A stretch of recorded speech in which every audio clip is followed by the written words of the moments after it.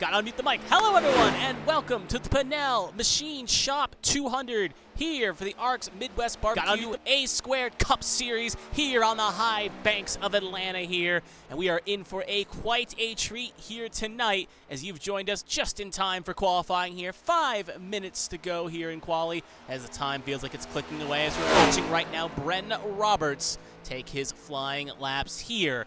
And is starting his first flying lap here. Obviously, qualifying is currently at the moment half over, as it looks like John Hagen leads the way. It looks like a little bit of a texture glitch there at the top left. Let's see if we can just get that to flip over here. We'll do the scrolling ticker for right now, as we see Bren Roberts get ready to take his second run here.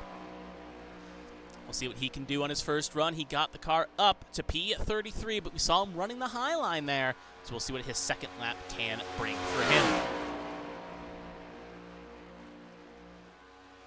So actually, we'll flip it over to a time system so you can see how much time is now officially left in qualifying. Most drivers have taken their 2 flying laps here. Only a handful of drivers have yet to make their times.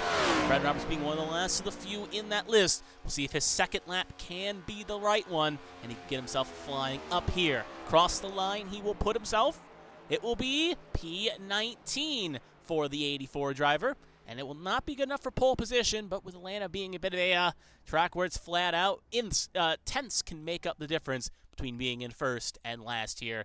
And at the end of the day, it doesn't really affect all that much.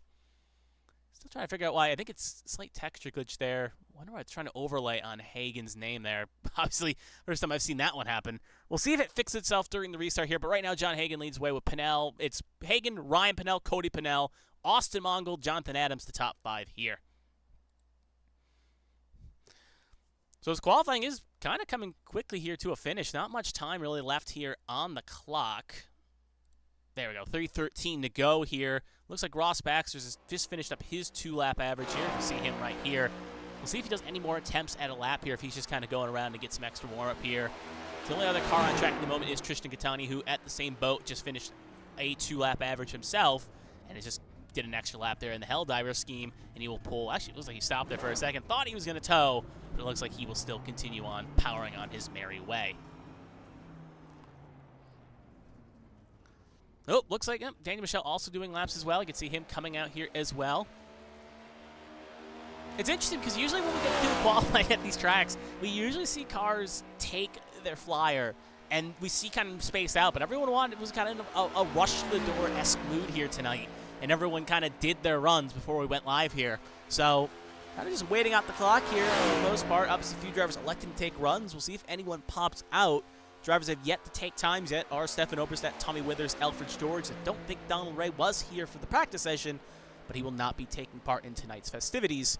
So, we have 3 drivers left. We'll see if any of those 3 maybe elect to take a time here. They prefer to start in the back. Right now, obviously, Michelle, only car on track, so we'll kind of just watch him. We'll let him kind of just go around, and actually, we'll see if he does another competitive lap here. We'll actually get a shot here. Yeah, we're right on board here with the 25 driver here. He's going to take us a lap around Atlanta here. Obviously, last win was at Bristol. Atlanta's a track that first-time winners looking for a win in the season could end up finding a way in victory lane. So, obviously, not the most indicative because, obviously, Atlanta is a super speedway track where it's flat out. But with it being a little bit more narrow, lines will take place where you'll see high lines and have to kind of use that low line as a passing lane to try to get ahead and then pull yourself back up. So a little different than what we usually see here around the circuits. Obviously, we'll go over all the news in just a minute here. Just going to kind of let the qualifying settle out, make sure all the audio is good too. As you can also tell, we are now on ABN1 for this week with a scheduling difference here. So glad to be here on ABN1, back on ABN1. As the rest of the season will take place on ABN2. So if you are here looking a Winstell viewer looking at the normal Winstell timing, it's good to see you here. Make sure you tune in to the A² Cup Series regularly on ABN2 when it picks back up after Memorial Day weekend. Again, about 2 weeks' time. So it looks like Michelle is going to come on in, show you the tricky pit lane being a bit tricky, getting on the brakes. And he'll slow it down here. As we are going to get ready here, basically, as it's pretty much qualifying done here. John Hagen will take us to the flag, and we will get this show underway. After 30 seconds qualifying, they'll have 5-minute warm-up, and we will get ready for the main race.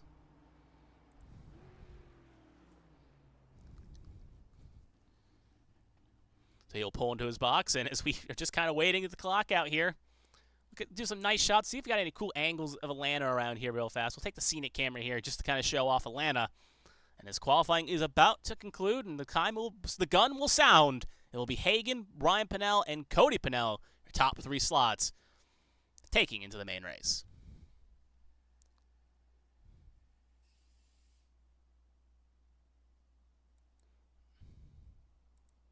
So anyway, as we are now officially in warm-up here, we're going to see drivers take out to the track here, and let's take a quick look at the news with the fastest 5 minutes in e-motorsports here. Obviously, right now, there are 7 races to go till the playoff cut line, so 7 rounds to go, including this one, before we see the playoff field get set and the drivers take their position. So we'll take a look right now at the points right now, if they actually decide to load here. Looks like we've got to make sure this graphic's set up here. Give me a second here, make sure that is on show.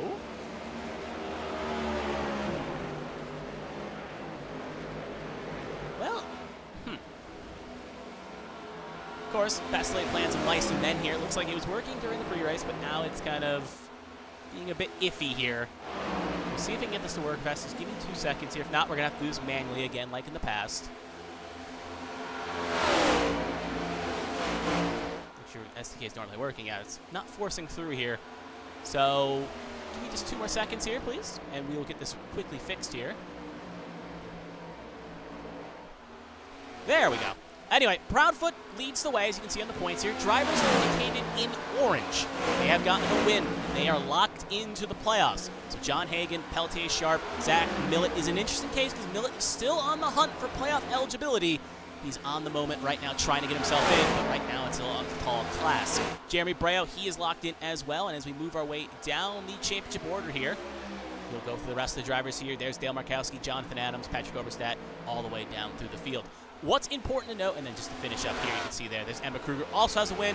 She will still believe in at the moment as well. So those drivers are locked in. But if we take a look at the cut line, obviously with the winning drivers being a bit of a monkey wrench thrown into this plan here, but if we take a look just around, just make sure I got my numbers right here, but if we take a look just around, a little scuffed here, but we'll get this right here. If you look just around Kevin Feemster right there, currently sitting 13th in our little bar here. With the drivers that have wins, he is currently the driver on the bubble. Right now, he's the last driver in, with David Wright being only about 6 points back, and Bren Roberts being 1 point ahead. So depending on how these stages go here tonight, anything can change. And if a driver below that line, like Graham Markowski, we saw him get a podium at Talladega, gets a win. Ryan Pannell's going to be on the front row here tonight, the hometown boy. We'll have to see how it all plays. Josh Gaiman, another driver, knocking on the door as well. A lot can change, but at the moment, this is how it currently looks with the points at the moment. So with 2:10 to go, we also got some other news to cover real fast as well. We do have a fill-in driver as well, the 74, usually occupied by Jeremy Breo. It is now occupied tonight by John Smeal. Obviously, you see his best finish was 5th at Daytona in 2023 when B-Tron had probably the best team race they've had in their careers here in the A2 Cup Series. And he'll be filling in the 74 machine here tonight, looking to keep B-Tron's domination in the point standings still going strong here. Smeal's a great plate driver to have, and also a great paint designer. You can see him making a lot of the paint schemes you see in the B-Tron Armada. So we'll see John Smeal out on the track here tonight.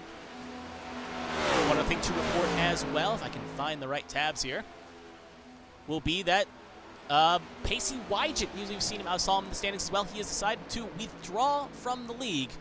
So he will be leaving this league and Carolina Beagle. We wish him well, whatever the reason is. And hopefully, maybe one day we'll see him back here in A2 competition. But he is now officially withdrawn, leaving an opportunity at Carolina Beagle for a team to fill something in. And at the same point, it also takes a strong driver and puts a bit of bumps the field up a little bit because of that.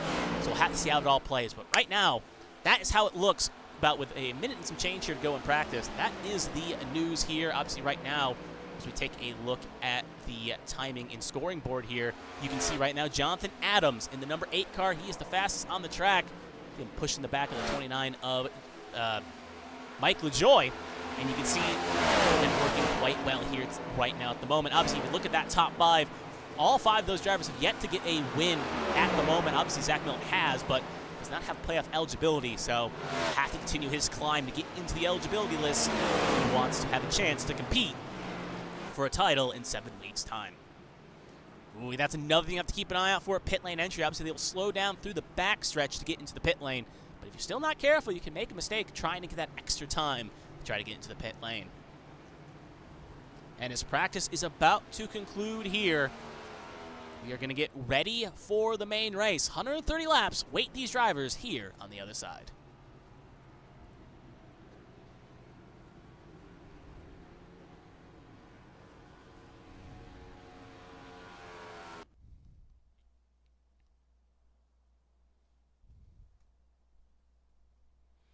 So, as we are ready to go here, we'll take a quick look at the official grid here. We're going to get this nice and resetted here.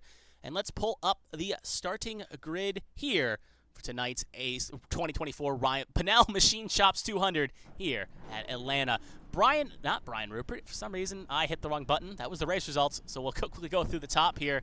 Anyway, we have John Hagan and Ryan Pannell. They will make up the front row here with Cody Pannell and Austin Mongold in row number 2. Jonathan Adams and our in-race car reporter Seth Wanzig will hear his thoughts during the stage breaks.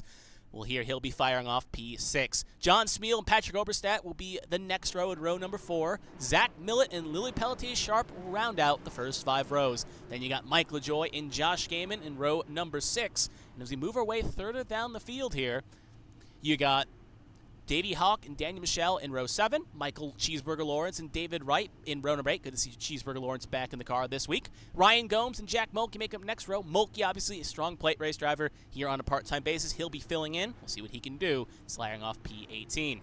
Moving down the grid more, we got Bren Roberts and Brandon Proudfoot in row number 10. Josh Battles and Ross Baxter in row 11. Kevin Feemster and James Kerr in row 12. Richie Catania and Emma Kruger in row number 13. Brandon Featherplace with a bit of a poor quali. He'll be in row 14 along with Bryant Rupert. And Tristan Catania and Kenneth Cheney will make row 15. Then you got Sears and Markowski in row 16. Zier and Oberstadt, Stefan Oberstadt in row 17. Withers and Alfred George in row 18. And Donald Wright not here tonight, I believe. I'll confirm that again. He is not taking the flag here. So he will be joining the not taking the flag here, and that is how this field will shake up coming to the green. There we go. Just to confirm, I just want to confirm one thing. It looks like Stefan Oberstadt and Emma Kruger also are not here tonight, so even though they did qualify the cars, they are not here at the moment. Obviously, right now I'm kind of searching for them. Both of them are now on the track. So it looks like they will also not be joining the team here tonight, or not joining the race, so they will also be joining the early retirement list at the very least. See if I'm corrected wrong on that, but right now they have not towed up. One more thing to note is we get one extra lap here of pacing. It is, since Memorial Day is next week, you're going to see a lot of drivers running patriotic schemes this week and the following week, next week's time, as they'll be running schemes with a bit of an American flavor. Obviously, for this race here at Atlanta and Iowa when we come back after Memorial Day weekend. Take a quick look at some of those schemes right now as we got a chance here. Ryan Pannell, I can see him running the Field of Honor scheme, the 12 scheme right there. Austin Mongold with a bit of a Dr. Pepper in my American scheme here. You can see him rocking that as well. Obviously, just a little bit further back there, you can see, get a nice close shot here. You can see the 55 of Ryan Gomes. He's running a patriotic scheme. There you can see that car just ahead there, the 28 of Davey Hawk. Actually, he's running not really a patriotic scheme. 27, though, is as well of Jack Mulkey. The 42 with David Wright running a Mountain Dew paint scheme as well. The 97 Wanting running a Midwest Barbecue inspired scheme, but obviously that's just the National Guard scheme. But it still has patriotic colors on it. So a lot of drivers representing the American flags on their machinery here tonight. We'll see if one of those cars can find their way into victory lane.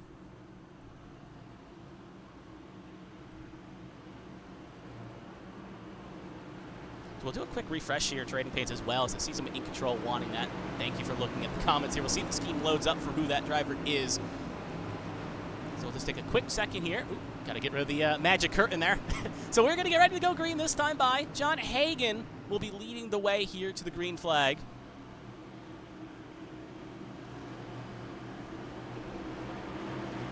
It'll be Hagan, Pannell in row number 1. Right now, Field scheme has to load in just a second, so he'll be the car on the low side. Pannell will be on the high side. As green flag is out, And away we go for the Pannell Racing Machine Shop 200 here at Atlanta.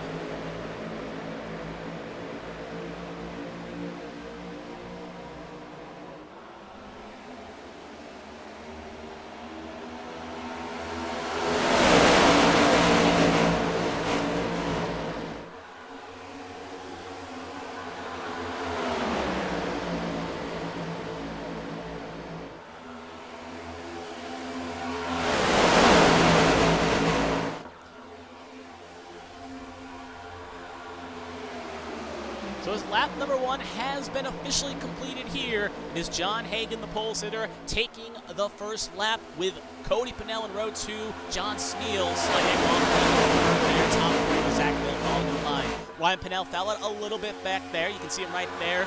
Especially cut to him right now. You can see right now Michael Joy side by side with Jonathan Adams will link up to the high side here. That's the outside line right now. Jonathan Adams, Ryan Pannell, Seth Wanzing trying to make a move here on the high side along with Austin Mongold. You need some help. They want to get to the front here. You can see still up front, John Hagan leading the way. Not much competition at the moment, but that high line, known to get the momentum when necessary, will end up trying to get a run here. But right now, your Cody Pannell, John Smeal, kind of just going to take tail and run here. Obviously, Hagan is teammates with John Smeal in that 74, so that's a B-Tron alliance right there. Cody Pannell, not teammates per se with those two cars, but also having a little bit of an alliance with the Smeal race signs on the hood. So definitely some leeches right there. Car on the wall. Ryan Pannell smacks the wall a ton there. And will give it a good old lick there. Luckily, does not take Seth Wanzing for a ride. Both cars will keep pointing the right direction, though. But obviously, we'll see if that affected the 12 a little bit there. He mowed down that wall a ton. Oh, car spinning in the back. 24 around. That's Catania. Richie Catania. You can see also a big lick there for James Kerr in his 75 machine. He'll have a lick. Zier on the brakes. Will not hit anything. And I'm wondering if that may have had a bit of an effect there from what we saw. And obviously, that 24 heavily torn up here. A lot of licks on that machine that is very destroyed. So we'll take a look here as we see him getting up to speed here to see what exactly happened. And actually, we'll take it twofold here. We'll first go back just up the road here just a bit. So we're going to kind of go through the magic of editing here. Obviously, unaffected what happened with Ryan Pannell, but I first want to focus on what happened with Ryan Pannell here. So we're going to go back up the road here real fast. See if I can find the 12 here. Give me just a second here.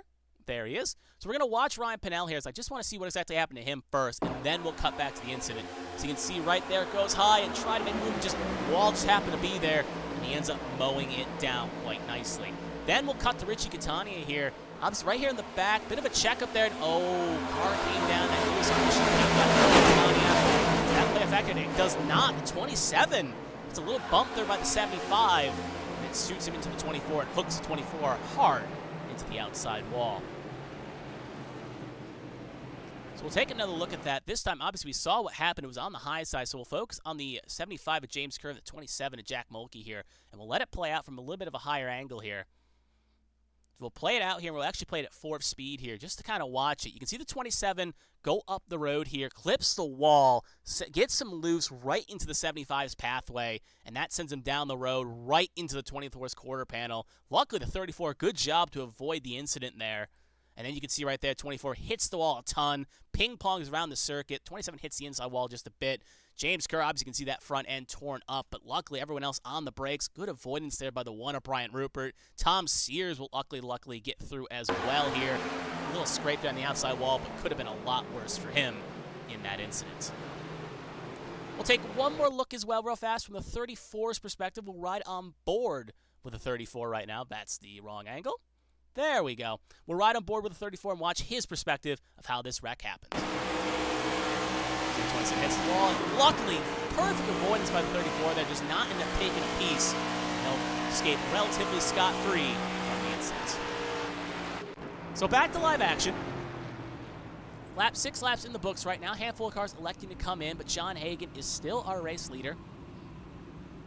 Obviously, a few cars that elected to come in include Tom Sears, Lilac Zier, Brandon Featherplace, Kenneth Cheney, Daniel Michelle, Richie Catania, and Brian Rupert all coming in. Most of those cars looks like they had come in for a little bit of damage from an incident or two. Daniel Michelle, not involved in that piece of wreck, but obviously had a well over 30-second pit stop there. So it looks like he wanted to fix something up there at the very least. But a few drivers like Sears and Zier, minor damage, just wanted to come in and top it off and make sure the car was fixed up if there were any mistakes. Lights are out on the pace car, so we officially have gotten the 1 to green here. It's going to be Hagen and Pannell in row number 1, Smeel and Millet row 2, LaJoy Hawk row 3, Cheeseburger Lawrence and Adams row 4, Patrick Oberstadt and Ryan Gomes your first 5 rows. More importantly, stage ends on lap 25, so we'll have first stage will end at lap 25 here, so it's a bit of a short stint for the first stage. Stage 2 will end on 65.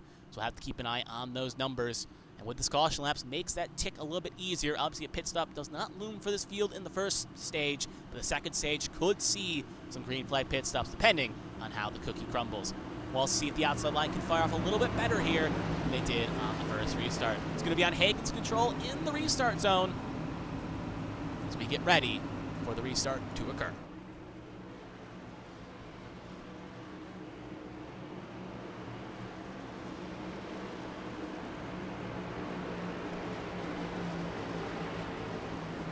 So his pace car takes the lonesome trip down pit lane. Can B-Tron keep the domination on the low side going here? Green flag is out, and away we go again. Good launch by Hagen. You can see Millet pushing the 38, trying to get a quick pull there, and then you can see Millet jump to the low side there. So leaves the partner high and dry at the dance floor there, and you can see right there that could affect that outside line quite quickly. So you can see another partner coming in. Davey Hawk, he'll jump on in right behind Jonathan Adams.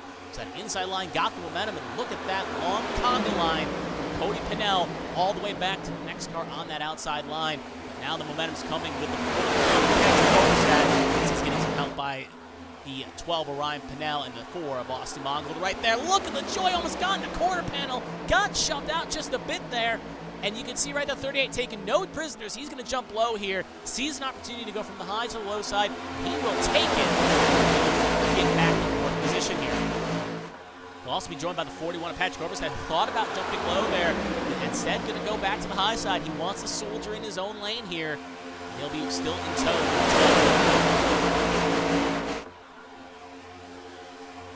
Still leading the way, though, as we see these battles to the side there. Another bad bump at the 12 of Ryan Pannell. Very sideways there, but the 4 of Austin Mongold, not so lucky. Car spinning up the road here. Still green. The 9 clips the wall. 84 big lick into the 22. And a caution we call. Tom Sears, big lick. Alfred George, and it seems to be the big one. Here's multiple cars involved. You can see the 9 gets a little bump in there to the 25 any day. But look at this. Tom Sears, he's torn up quite nicely. His car is pretty smashed up. There's Daniel Michelle. He's got a big old lump on the side. Michael Lawrence had to jump the pits. That's how bad his car was wrecked up. James Kerr involved in that incident. Looks like he avoided it for the most part. You can see just Alfred George as well. He'll have a few scars on that 40 machine as well.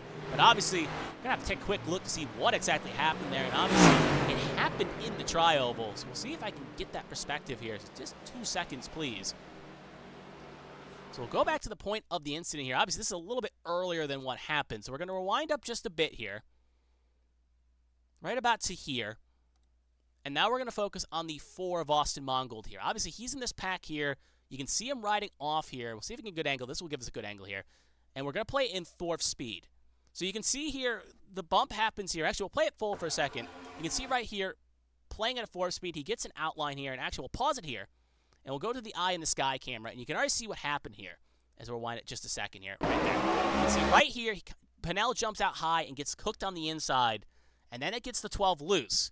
However, the 12 ends up saving it right there. Obviously, still a bit squirrely. But as we play it up, 4 gets the checkup. You can see the 71 and 21 bump into each other. At this point, 4 avoids it relatively nicely. But if we cut down the field just a bit, you can see that it's not so good for the rest of the field as he's playing at 4th speed here. Here you can see the 47 at Cheeseburger Lawrence. The 9 gets swing back up here the road, gets into the 84, 27, and you can just see cars taking pieces here and getting licks. There, the 61 ping-pongs into the 42, and this one becomes a track blocker as cars are trying to get on the brakes quite quickly to avoid this incident. Taking another look here, we'll follow the 9, Seth Wanzing. Obviously, I have to hear his thoughts if we can get him in the stage break, but we'll play it at full speed here from another angle here. You can see, again, he's a little bit further back. There's the incident question, trying to avoid the brakes here, but his car's going up and low. Nowhere to go for him as he ends up getting a big piece there. 61 a game, and the 42 is shunt. 14, big lick on the high side. At this point, cars are just trying to avoid the melee, trying to avoid the chaos, try and avoid something, make a good run here happen. We'll take one more look here as well. Actually, maybe two looks here. I want to see it from, as we'll go back to the point of the incident here, I want to see it from the 89's perspective, so just give me 2 seconds here. Lilac's here, and actually I want to ride on board with her this time because she has a good perspective here of what happened. So we'll see up the road here. Actually, I think we'll go up a couple cars here if I can. Yeah, Kenneth Cheney will give us a good angle. So we'll play from Kenneth Cheney here instead, and we'll see what he saw through this wreck. Here you can see the incident question, getting on the brakes, avoiding the chaos. And he'll get relatively okay for the most part. So cars come down the road, but even then, avoids it relatively okay for the most part there, and will get relatively unscathed. One last look as well. We'll focus on Daniel Michel real fast as well, as we'll see, again, one more wide shot here just to see exactly what happened here in this incident.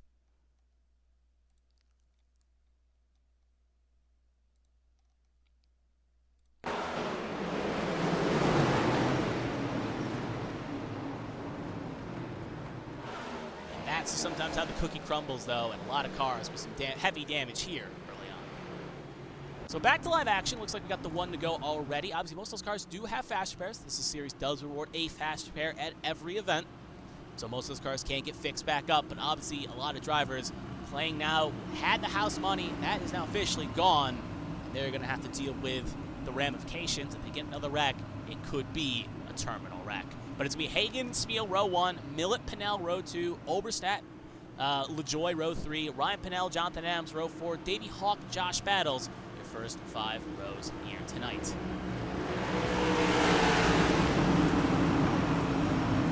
Again, stage ends on 25. As the pace car pulls on off, it's going to be on John Hagen's control here.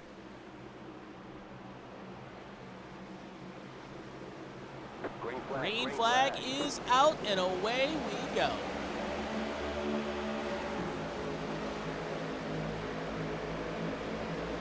Good launch there by the 81, but outside the line not caught napping as much that time by, but still everyone ditching the high side there. The low line here, the Buckley Speed will find his way in fourth position here. So again, the outside line not where you want to be at the moment. We've seen a lot of trickiness happening there. A few bad bumps have kind of affected this race. So let's see how he drives out corner streets. Strong incidents on the high side. We'll have to see how it all plays out. You see John Smith trying to get a dance partner. No one willing to go with him. So he'll end up drifting to the tail end of this first line here. And then you can see the pack coming, though. So we'll cut back to John Hagen. We'll see if we can get a nice wide shot here to show you. There's the first 9 cars. And if we go back, you can see right here, there's Josh Battles. Josh Battles right there. Then you can see the outside line starting to get a bit of a shape here with Kevin Feemster in that camo machine. Look at that, though. You can see Battles to the front here. He's going to jump to the high side along with Pelletier Sharp as they like their chances here to go to the high side. But right now, they're going to need to get some good momentum here if they want to get back in the top 10 before this stage is through. Look at that Mongol. Big move there. Very risky. It looks like the teammates are going to try to link up on the high side for B-Tron. They'll get linked up on that high groove to try to get something going. The 12, Ryan Pannell, not scared to go to the high side here. He will join the train on the high side. They'll link up again here to try to make a high move happening. But still up front, it's the Hagen show. And now you can see more cars finally moseying on up here. You can see the 41 of Patrick Oberstadt and the 8 of Jonathan Adams. That outside line is getting some leads here to move to the front. It's still Hagen, as you can see right there, Hagen, Millet, LaJoy, your first 3 all on the low side here. The question is, the pack comes. Maybe one of those 3 cars like to pull out here. No allegiance to either 3 that need to play here.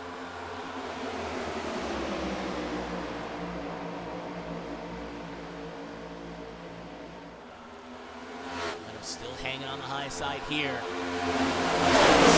And we see on the wide shot here, you kind of can see here, different drivers playing different elements of strategy here. And you can see the effect it's having at the moment. Obviously, you see this pack here we're watching right now as it gets a little bit racy.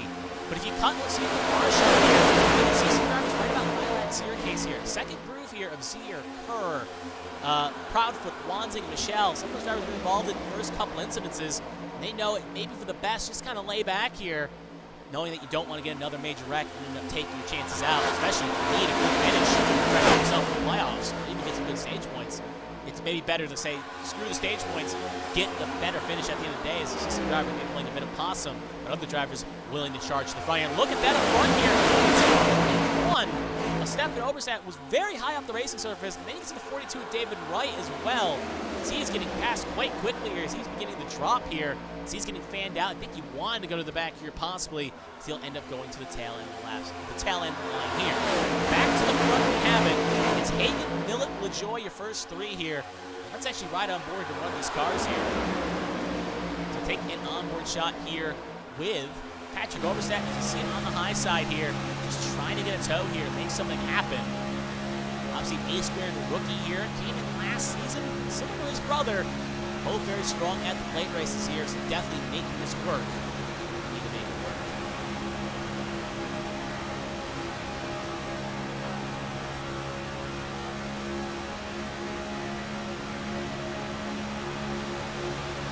See right there, Cody Pannell going to elect to jump to the high side here, trying to get a move here, likes his odds to go high. He'll take advantage of that right now. Obviously, as we get close to the end of the stage, drivers are going to get a bit racy here. Question is, what will that low side do? And actually, Pannell will use it as an opportunity to jump low for a second from LaJoy. The question is, will he stay high or go low here? Looks like he'll elect to go low. Doesn't feel like that outside line has the moment at the moment. Always going to try to feed the lanes here. Maybe make something happen, but you can see further back, it is very racy. With the top 10 getting stage points. Right now at the moment, Austin Mongold, right now is the driver in the top 10 at the moment. Him and Ryan Gomes side by side, looking for the last couple stage points in, as we're coming now officially to 3 to go to the end of stage number 1.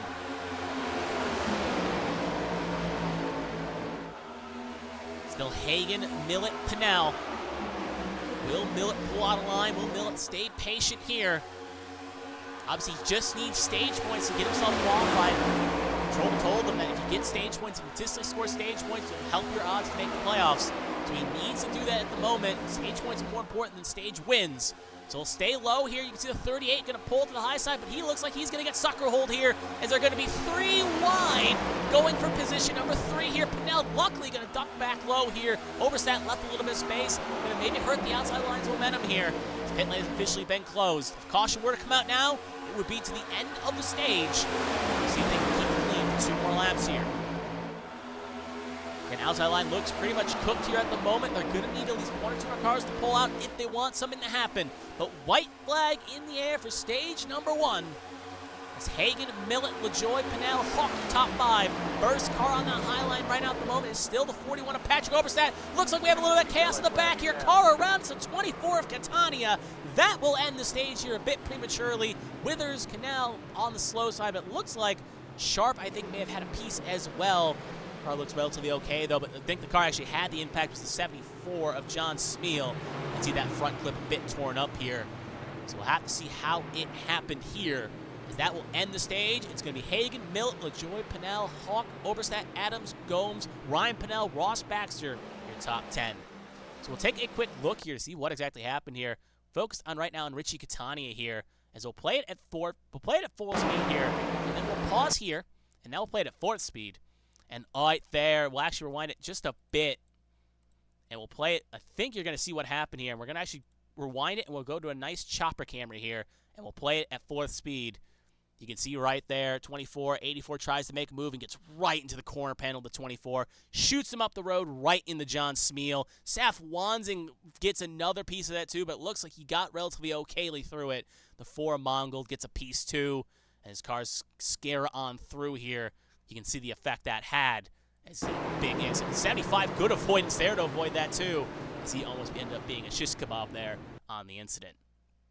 We'll take another look here as well. Take 2 more looks at this. We'll see it from the 74, I should say, of John Smeal, as pit lane right now is kind of being a bit tricky. So now we'll go there, and we'll take it from a nice side camera here, and we'll again watch what happened from his perspective. He got a big lick here. Again, you can just see the bump right there. Shoots him right up to the pathway. See how much damage Wanzing had as well. Her, though, good avoidance there to avoid the incident. We'll take 1 more look as well here. 1 more quick look here. We'll ride on board with the 75 James Kerr here. And we'll see his, because you saw him have a wild ride here going through this corner. So we'll play it out here. avoidance of the wreck. Cars moving in, car out. And look at that on the brakes. It gets through it perfectly. You also see Sharp and Sears have a bit of a scuffle there. They look relatively okay for the most part. Minor damage for both as they will both be able to continue. So back to live action. Pit lane being a bit of a crowded place here. Handful of cars in the pit lane at the moment. As you can see, we'll take a quick look at a count here at the moment. Most cars electing to come in, but a handful of cars electing to take differing strategies here. Roberts, Proudfoot, they'll take the lead of this race here as they have both elected to stay out, but a handful of cars electing to take the wave around here as they'll be on the wave around here. I'll see if we can get one of those cars up on the screen here. I see pit lane cars begin to leave here. There's John Smeal. And yeah, Josh Battles right there, the 47 at Cheeseburger Lawrence, Emma Kruger, the 61 at Gaiman, all one down along with Tom Sears. They're all going to elect to take the wave around here to get their lap back. So let's take a look here. Obviously, we'll hear from the thoughts if we can. We'll hear from the 9 of Seth Wansing. He's obviously our in-race reporter, and we'll hear if he has any thoughts about what's happened so far in this race as he gets caught up through the field here. I can find his name here. Hold on. There we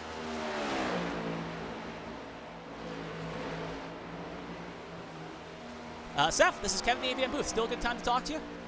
Yeah, hey, I got you, Kevin. All right. Obviously, it's been a very interesting stage number 1 here. So from your perspective, how was stage number 1 out there from your thoughts? Probably a little aggressive on pushes. But other than that, not too bad. I have a really fast car. I just got caught up in other people's messes, so hopefully get the rest of the damage fixed. I'll get a quick yellow here or something and get to fix the majority of it and see what we can't do. But right now I'm a little too beat up to be as aggressive as I'd like to be, but still got the fast repair in the back pocket, so if we fall off too bad here, then I'll go ahead and use it. Okay, well, obviously it looks like we got the 1 to go here, so I wish I could have talked to you a bit more, but with the wreck, we had to look at that. But hopefully, if you're still doing good, we'll hear from you in stage 2. So have a good stage number 2 out there. 10-4, we'll see you. All right, that was Seth Wansing here. As I drag him back down, we're going to hear, as we move on here, we're going to get ready for the green flag here. Green flag, green flag.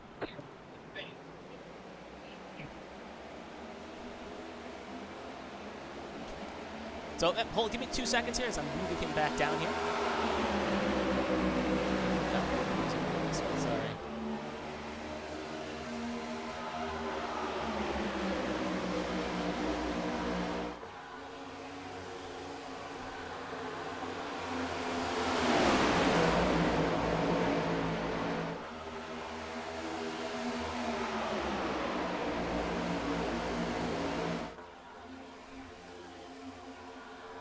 So as you see the racing continue on here, sorry again, I can't move him down. It's bothering me right now so bad, so sorry about this. As we see it racing on here, as action still plays on here.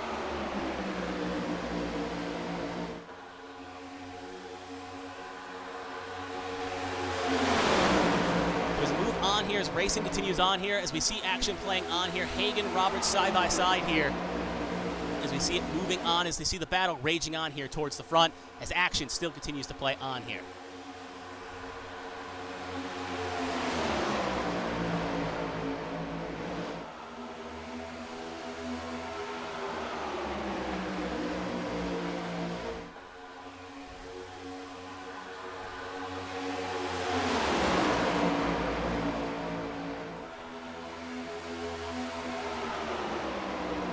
So as action rages on here, drivers move on.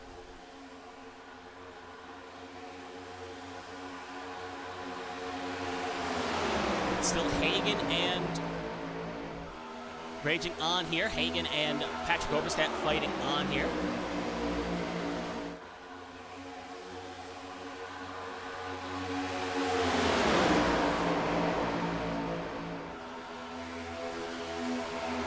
As we rage on here, as we see Paddle. Sorry, got to fix that up, then we're good to go now.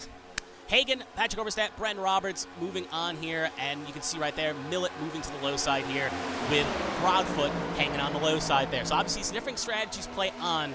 As you can see, players move on here, but obviously a little bit more cautious in stage 2 they were in stage number 1. As you can see, few more cars there obviously laying off here. You see a second pack here beginning to form out as cars rage on here for battle.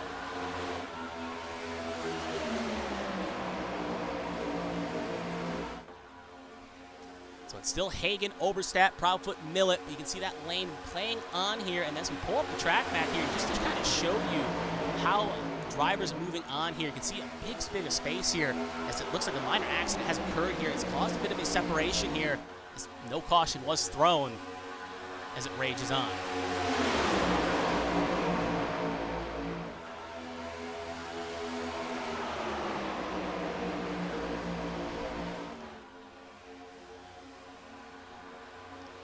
See Brent Roberts there on that high side trying to get a toe here. Just trying to make something happen with Jonathan Adams. Highline's not really making the move here. You see this actually plays on. Obviously, we did see it probably in the wide shot, but just to show you what exactly happened to cause the separation that caused this effect here. We'll take a quick look back here. You see the act.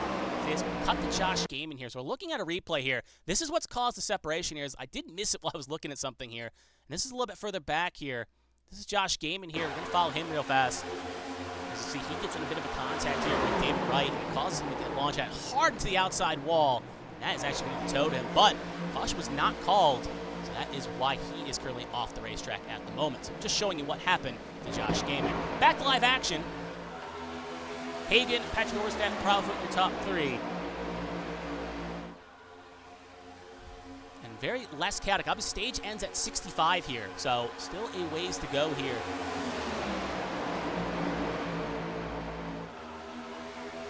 As everything shakes up.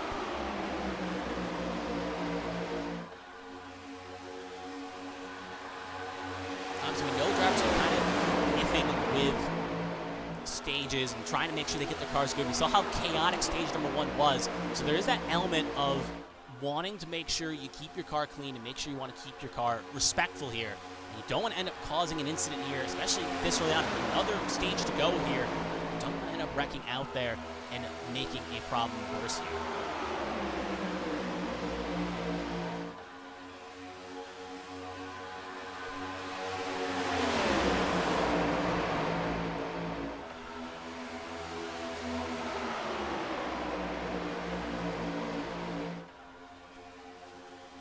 Look at that. Oh, look at that bump there by Roberts to Adams. You can see a little bit of a bad push there. Almost sent Roberts high there and got into Adams. You see Roberts, though, going to jump. Thought about going low there. Luckily, will stay on that high side, but the outside line not really making that rose here. They have troops here on this high side, but not really getting Roberts to pull out here. Just kind of riding around here. Roberts and Adams kind of just stationary on that high side, not getting full momentum. As you can see, though, again, Adams really trying to get that 184 up a little bit further up here. But it's really just a 4-car groove. As you can see, show you from Sharp here for a second. Obviously, she may have a little bit of a wounded machine here. Possibly some light damage from that engine Sears. But you can see right there how much room she's kind of leaving here. It's not allowing the ability for it to push up here. So that extra cushion here is causing effect here. And you can see right there, Cheney leaving a bit of room to Adams. So cars kind of just playing laxed here, not fully pushing like we saw in stage number 1. One that outside line can be a bit tricky. One bump can send you to the shadow realm. So the car is just kind of holding out. And you can see right there, Adams going to jump low. So that's going to give one less car to that low side. It's going to be another car that's going to jump out of here. So you can see Sharp hanging on. And you can see Michelle and, oh, look at that. Michelle got in the corner panel of Sharp. Almost sent her into the goals. They all keep it pointed in the right direction here. That could have ended up mercifully.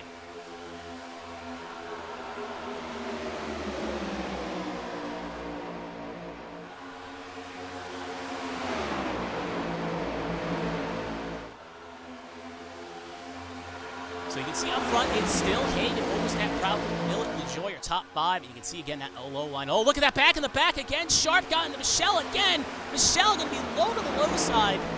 And that's going to allow, again, that's going to cause Michelle to lose some time here and probably lose the draft. He shoots back up the racing surface. Still green at the moment.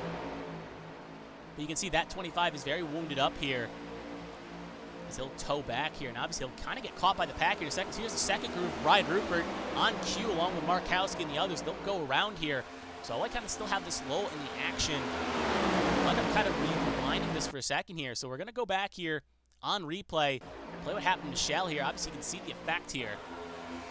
For the trial, actually looks a little bit early on here, so we're going to go forward here for a second. The magic of video editing here.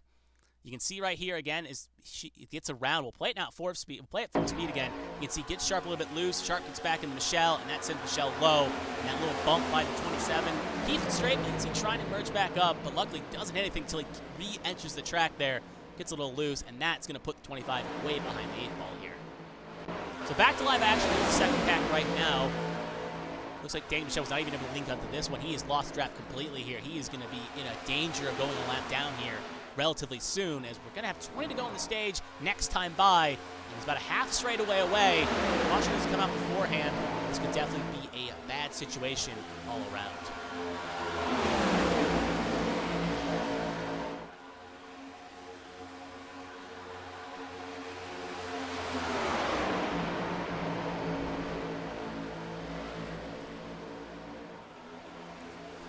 So we've hit 20 to go in stage number 2. Just want to thank everyone here tuning in for the special presentation here on ABN1. Obviously, Carmen was supposed to be joining me, but she was out with the flu. So it's glad I am here right now, joining for the Pannell Machine Shop 200 here on ABN1 for the A-Squared Cup Series. I'm Kevin Young. Hopefully, as we're not at halfway quite yet, but hopefully this race still provides. And look at that right there, the 29 of Michael Joy. He is going to have to pit here as he is coming down the pit lane here. We'll cut to him right there. So he had a signal to pit. Obviously, unlike other tracks where you can kind of come in off of 4, with the speed differential, you can't wait to the last second to pull off. You have to pull off on the backstretch. And the 29 coming in alone here. This could be a bit of a troublesome spot. As he pulls in, we'll see. I want to keep an eye on him for just a second here to see what exactly is the cause. It's a bit early to be a green flag pit stop, per se, for him, as he did come in with the rest of the troops that came in at the end of stage number 1. Keep an eye on him, and we're going to cut back to lead here. I'll keep an eye on his times here and see what exactly happened, as he'll now officially go 1 down. And he's out with a 9-second stop here, so had to be somewhat scheduled. No flag. And now you can see it's pretty much single file up front with Hagen, Patrick Olmstead, about the top 3 here. If you take a wide shot, they're actually right on board here with John Hagen. You can see right up the road here, they are in chance of catching some lap traffic here right out in the second group there, handful of cars. You see it's a train of 4 here, I think it's David Wright. Yeah, it's David Wright who actually will cut back to the wide shot and show you who it is. But it's David Wright, Emma Kruger, who actually ended up coming back to this race. So good to see her back out on the surface, along with the 47 Cheeseburger Lawrence, and I believe that's a 3-second overset. So both cars ended up taking the flag anyway, but did miss a couple laps. As you can see right now, they're still a couple laps down here, so they're at a chance of going another lap down here, and they're just trying to stay back up. But to the front, you can see it's pretty much just a train. There's only one car who's really trying to make moves here, it seems. It's Tommy Withers. It's not even Tommy Withers, sorry. It's one more back. It's Brendan Roberts. We saw him really trying to make the high line work. High line kind of dissolved. He fell to the tail end of this first train. Now he's just kind of riding.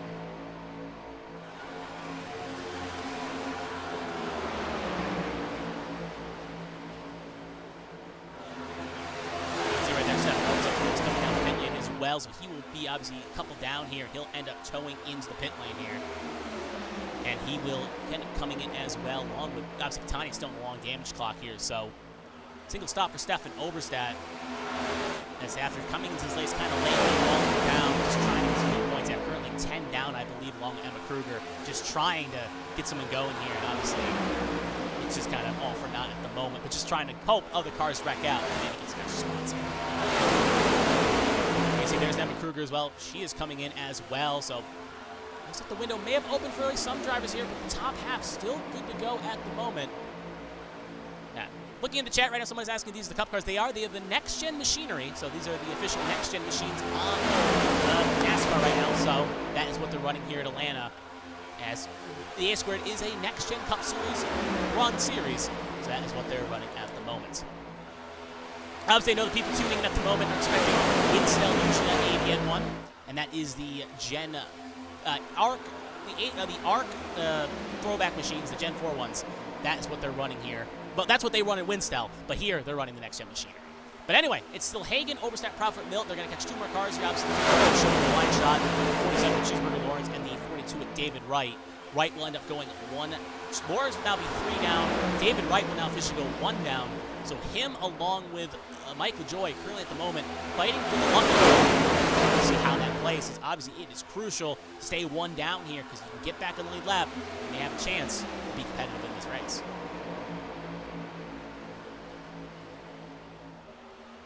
So it's still single file. We'll take a quick run through the field here right now, just to kind of show off moment. So John Hagan, Patrick Oberstadt, Brandon Proudfoot, 1, 2, 3. There's Millet in 4th. Davey Hawk sitting in 5th position right now. Cody Pannell sitting in 6th. Ryan Pannell sitting in 7th. Kevin Feemster in 8th. Kevin Cheney in 9th. Ryan Rose in 10th. Brent Roberts in 11th. Tommy Withers in 12th. Jonathan Adams in 13th. Ross Baxter sitting in 14th here. He has lost. This is the second train we were kind of watching. Seth Wanting, Billy Peltier Sharp, Jack Mulkey, Dale Markowski, Josh Battles, and Brian Root top 20.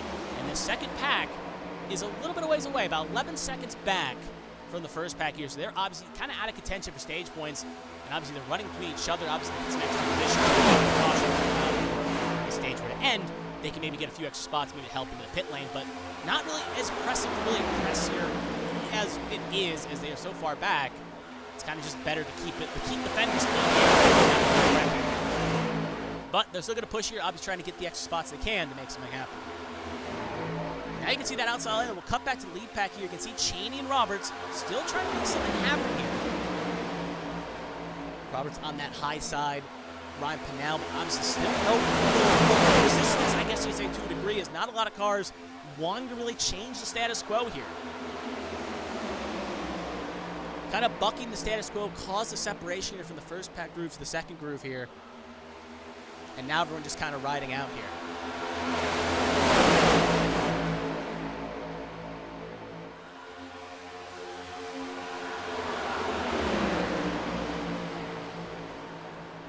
But obviously, as the stage, we're in 10 to go, stage is at 65. With the stage coming closer and closer to a completion here. You're going to see drivers maybe get a little more antsy here, but at the same point, looking at the screen right now, there's about 13 cars in this pack here. 10 of them will get stage points, so if you're someone like Tommy Withers right now, you may be a little more aggressive to kind of charge because only 3 of you won't get stage points.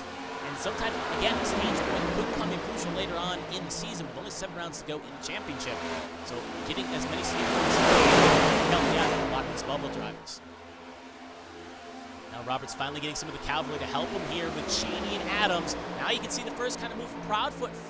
Flirted with going to the high side, still thinking about it. He'll end up trying, but he's going to be a day late, $1 short. Have to stay low side. He was really considering it there, kind of flashing the leather, flashing the glove, but couldn't really get that to work. Now they'll clear it. Now have a chance to jump up, so he'll get a second chance.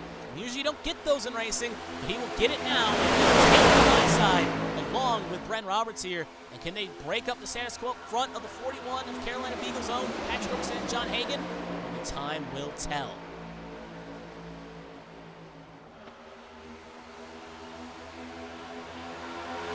Outside train. Roberts and Cheney. Inside line, they don't have as much momentum. You can see a bit of a gap there with Millet to Oberstadt, so that could help bring back a little bit, give that outside momentum they need.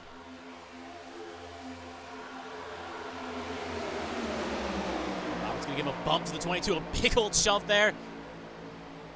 Like he's pushing him like rent is due. Like winning would be giving the money for rent is due. But anyway, as we got 5 to go in the stage here. Keep that outside, keep this high momentum going. Will Hagan and co keep this lead here? High up the groove, the 22 goes. Gonna come back low. 60 laps, 62, 65 on the stage. Still Hagan and Oberstadt. Millet, again, another driver, maybe willing to pull out. We didn't see him do it in stage 1, though. He kind of riding behind Hagan for the most part, so not really will. Obviously, we didn't pay off of that because of the caution coming out, but it looked like he was willing to ride and hang on if necessary. But again, right now, still side by side for third.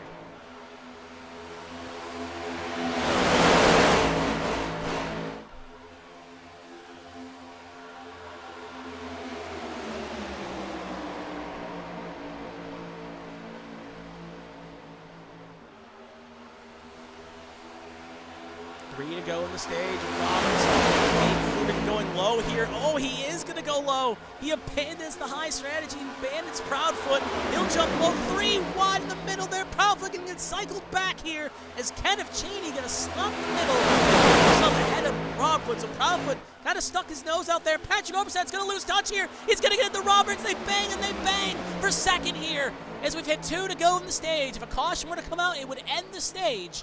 Proudfoot in the bad hole here right now. It's still Millet Oberstadt. Look at Davey Hawk there. Hagen loves seeing this in his mirror because it's giving him the chance to kind of breathe here. But if he gets too far ahead, he could end up falling into danger here. Hagen gonna try to block the lanes. What lane feels like it's Patrick Oberstadt and Millet side by side here for second. Other cars fighting on. Roberts clips the wall just a bit as we've hit the white flag in the stage here.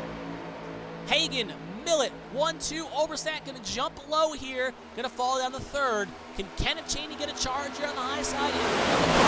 Pull here. Very fanned out behind here at the moment. Cars still fighting for position here. But it's going to be Hagen, Millet, Oberstadt, 1, 2, 3. As Noah Proudfoot come here as they come off of 4. Millet thinking about making a move, but he's not going to have any support. It's going to be John Hagen winning stage number 2. He'll sweep the stages with Millet in second, Oberstadt in third, Cheney fourth, Hawk fifth, Proudfoot sixth, Cody Pannell seventh, Jonathan Adams eighth, Ryan Pell ninth, and Tommy Withers will get the last stage point here. That will be the top 10 here to conclude stage number 2. So everyone gets a bit of a reprieve here. More importantly, this will allow the second groove. Brian Rupert here, Seth Wansing, Tristan Catani, and Lily Sharp here, Tom Sears. They'll all be able to get kind of caught back up here with the first pack and get back on the pit cycle and get on the strategy here. Lucky Dog will go to Mike LaJoy. Actually, we'll go to David Wright here, so he's ahead of Mike LaJoy. Here's David Wright. Here's Mike LaJoy. So David Wright will get the Lucky Dog here. He will be back on the lead lap. The question is, will any of the other cars like to take the wave round here? We'll have to see. Pit road going to be a very crowded place here. As cars are going to come on down here. Pretty much most of the field will elect to come in and take service.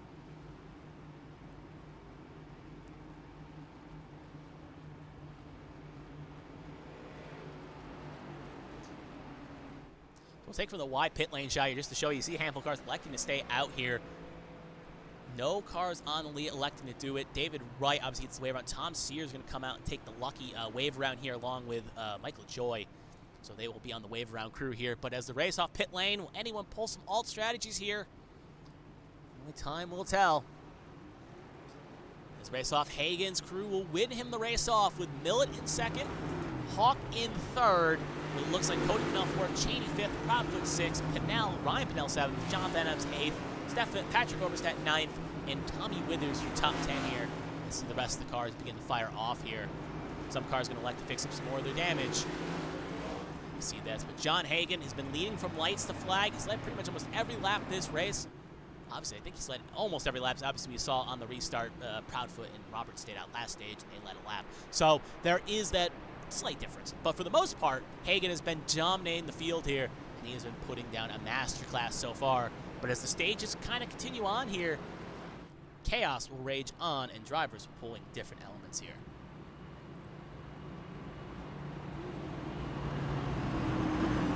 So as we get around here again here, we're actually going to pull back in our race reporter here, Seth Wansing. Obviously had a little bit of a blunder last time. This time, we'll get him nice in here this time by, and we'll hear his thoughts right now as we'll have 2 to go here. Seth, this is Kevin the ABM booth. You got to go. Seth, this is Kevin the ABM booth. You got a copy again? Hey, I got you. Sorry about the blunder last time. This time we'll get you to the right place. But anyway, how was stage 2 for you there? We saw the mistake early on that caused a 2-pack separation. So we saw you running though. Was the car feeling a little bit better? It's got a lot of damage, so hopefully I got it fixed. Maybe you got a better vantage point than me right now. Mm-hmm. So hopefully it's fixed enough to where I can run and be aggressive here and kind of stick with my teammates and get back in the game. It's definitely fast. Even earlier when I had just a few seconds of optional or whatever, it was really, really fast. So I'd like to just keep it clean here and get it all the way fixed here at the end and see what we can do. I think hanging on that fast repair is going to pay off. One quick question before I put you back there. Do you like the high line or low line more? What feels your speed? High line. If I ever get a clean car here enough, I'll make a third lane. So you know me, Kevin. I'm not scared of that. That's my favorite thing to do. I've seen these plate races. You'll love that. So I'm gonna let you go back to your team here and let you finish out this final stage. Hopefully, we'll be talking at the finish. All right, thank you. All right, that's Seth Wanzing, our in-race reporter here, as we're going to get ready to go back to green flag action here. So it's going to be Hagan, Millet, row 1, Hawk, Pannell, Prophet, Cheney, Pannell, Adams, Oberstadt, Withers, as we are going to get ready for the final stage here at Atlanta for the Pannell Machine Shops 200. And Hagan, great launch there, but Millet not going to be no slouch as we are underway here in the final stage.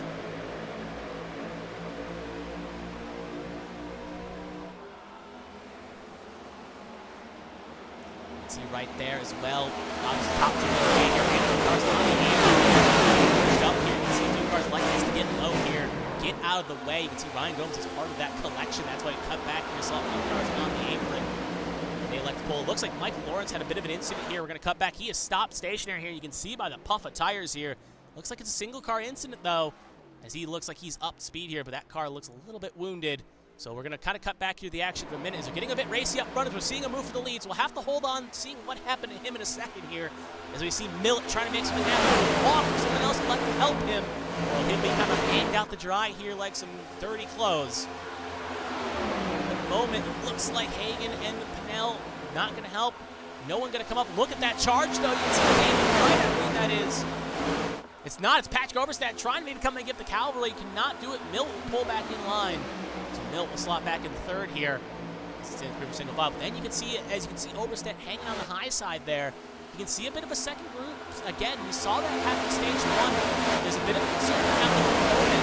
And a second pack, though, could form up here if you're not careful. Cut on Ryan Gomes here. He's still within draft distance right now. The car ahead, and he'll actually caught up here quite nicely. But there is that risk of a mistake happen there, as we saw in stage 2. It could cause separation. Really played ill effect here. So luckily though, Gomes and the rest of the cavalry will get caught back up here. However, there is that risk that if a mistake were to occur, he could end up losing touch. It's still up front. You can see right there in this nice shot here. It's Hagan, Pannell, Millet, Withers though, and Kevin Feemster. Like before, remember, if you take your mind back to last season, Kevin Feemster came within a couple tenths of beating Tom Sears to the line there and almost got his first win. Well, yeah, first win last season. I think his first win in a competition, if I'm not mistaken. He came oh so close last time in Atlanta last year. And he knows that probably wants to get a win here as well. He's had a good season so far. Definitely a win will make it a lot more reprieve because unlike last year, we had to rely on Daytona and getting a good result at Daytona to get in the playoffs. This time, looking to try to avoid that headache and get a win here. And that's why I'm trying to make that high line work. Another car they're going to catch, that's the 47 Lawrence. He came to the pit lane, fixed what was ailing him. He's back fired up, but he's multiple down here. Still just going to get out of the way here. But Withers and company there moving towards the front here. You can see it's Withers, Feemster, Pannell. Single file here on the high side. And again, as these stages go on, we know some of these drivers are willing to be aggressive. Obviously, Seth Wanzing is definitely an aggressive driver. Jeremy Brea was here tonight. He'd be aggressive. Obviously, not here tonight, but John Spiel, he gets a chance. He'll make those moves happen. Zach Millet, early third place. He's aggressive. John Hagan, I don't think it takes a lot of people, and I think Joe, sitting in our chats, co-commentary on HDL on Monday evenings, knows John Hagan's aggressive. A lot of these drivers are aggressive when they need to be, so can't count a driver down here when the going gets tough here. But hopefully they can. Remember, green flag pit stop does loom for these drivers here if needed.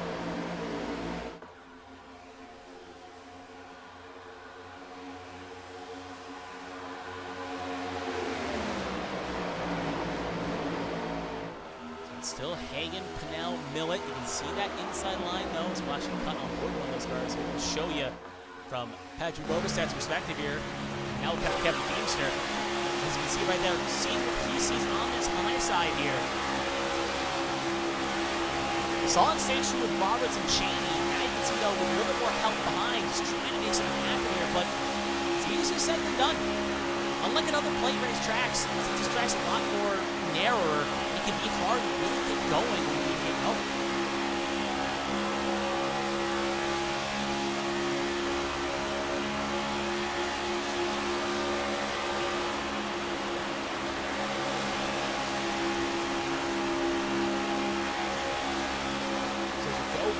long shot here. You can see again, making small inroads, but not really enough to make something happen. And then it gets to a point where we see green flag pit stops occur if we get to it.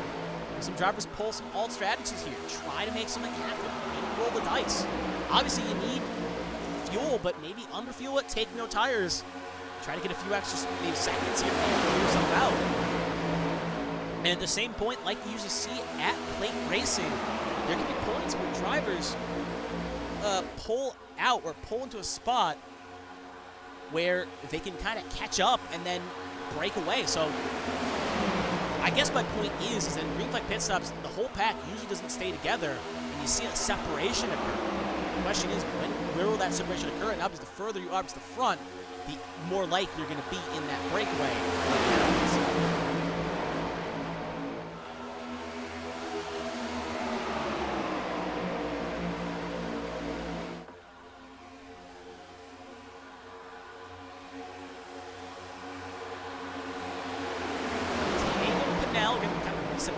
It's Hagen, Pannell, Millet, Withers, Hawk, your top 5. Withers on that high line, slowly chipping away and making something happen here. It's slow, it's tedious, but he's making it work here. The only thing that kind of stinks is when you do all that hard work to get to the front, then someone pulls out in front of you. It can quite hurt. Look at that high move. James Kerr got shot a little high there. It's going to cause a little bit of an issue there. It's going to kill the momentum of that high side just for a second here. And like you can see, one mistake, especially out of that trial, will kind of back up all that hard work. And now you can see they were well up to Davey Hawk there, and now because they kind of lost that touch for a second, they're now falling back to Jonathan Adams. So kind of like Edidus rolling the ball up the hill. You can just see the effect of it rolling back down. And now you can see the effect that's occurring.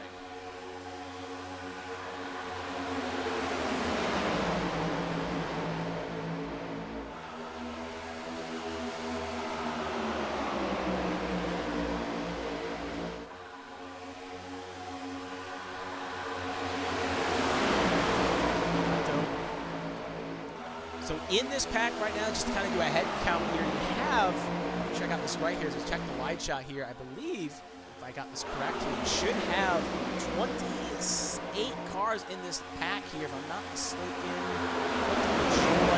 Yeah, Monmouth Series looks like they've lost touch. So it's Alfred George and a few others here. So it's about 25 cars, 26 cars in this pack here we're watching at the moment. Then a second groove and then a third pack that are going to need a caution or something to get back in this.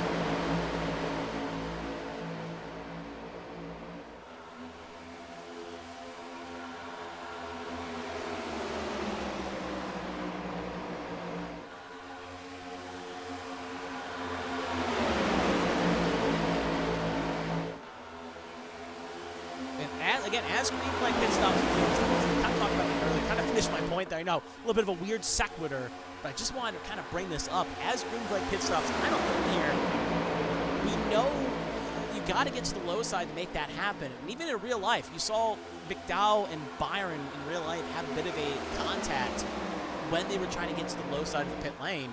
So if drivers don't properly warn, or if drivers can't get to the low side, it can lead to an effect where mistakes can occur and keep out. So obviously we're still a little bit of ways away from that final window opening, but you can see a good telltale sign of when we're getting close to that is to see cars navigate themselves to the low side here and get themselves open holes. But right now though, with how hard Withers, Feemster, Pannell, Kerr, all that high line is moving at the moment, they're not giving up yet. There's no sign of quitting them as they're slowly wheeling back in to the time they just lost. Right now, side by side with the 31 of Zach Millet, as Withers, another Honda driver, won last year in Las Vegas, has gone winless since. He's looking to snap that winless streak and get himself back in a win. You can see just a bit of an accordion effect there, up to Kerr into the 27 machine of Jack Mulkey, but luckily, they don't affect it, but look at that run on the high side. Lead change imminent as Withers is going to make a move to the front. And can he clear down or really stay high? Looks like he'll come low along with Feemster. Still jump to the low side, but Withers to the point. And a new car to the front that doesn't have a beige yellow paint scheme. And it's Withers, Feemster, Hagen now your top 3. And Ryan Pannell feeling like the dog in the rain on the outside as he kind of joined the crew to the front there. Was kind of locked in arm step with Withers and Feemster, both teammates, by the way. And look at Pannell, though, instantly going to cut his losses, and now the mutiny is afoot. No honor among thieves. As you can see, dips low, and now Withers and Feemster are going to go back high. Problem is, though, their main compadrone that was behind them in Ryan Pannell, he is stuck low. And you're going to see that effect right now with the cars behind him. Kerr going to quickly fill that hole. As they'll get pushed up here, and again, can they get the shove again, make it happen again here? As they'll drift back here a little bit more. Yeah, they're going to lose 2-3 spots here. Look at that. Withers is going to get sucker hold here in a second. Look at that. Now Feemster gets in the wall just a bit, and now he's going to be stuck on the third groove here with not a lot of assistance.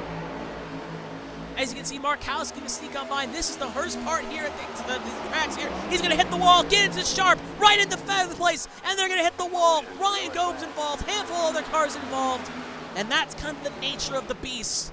This track is very, very narrow, and you can see the effects of that when that effect occurs, and it just tore up a couple cars there. Feemster just couldn't get low, and eventually hit the wall and shot him low, got him in the Sharp, and that's the ill effect we have seen.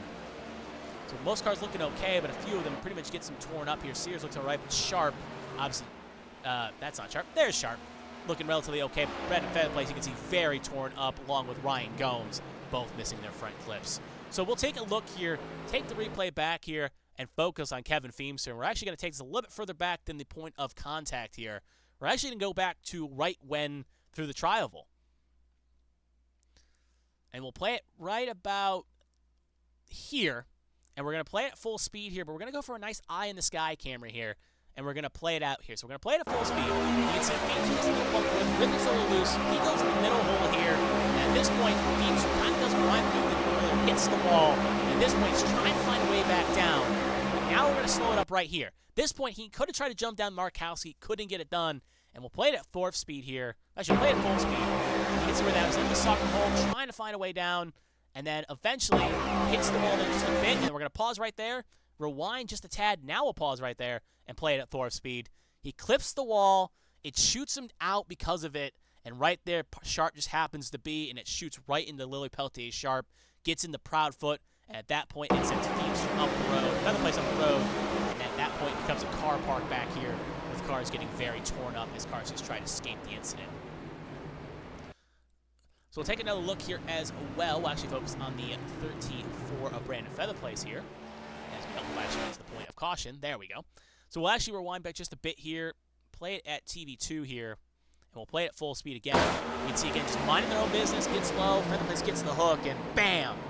Hard lick on the high side. Gomes nowhere to go. Zier loses her front flip a little bit, but Gomes, Baxter, all get some good licks there.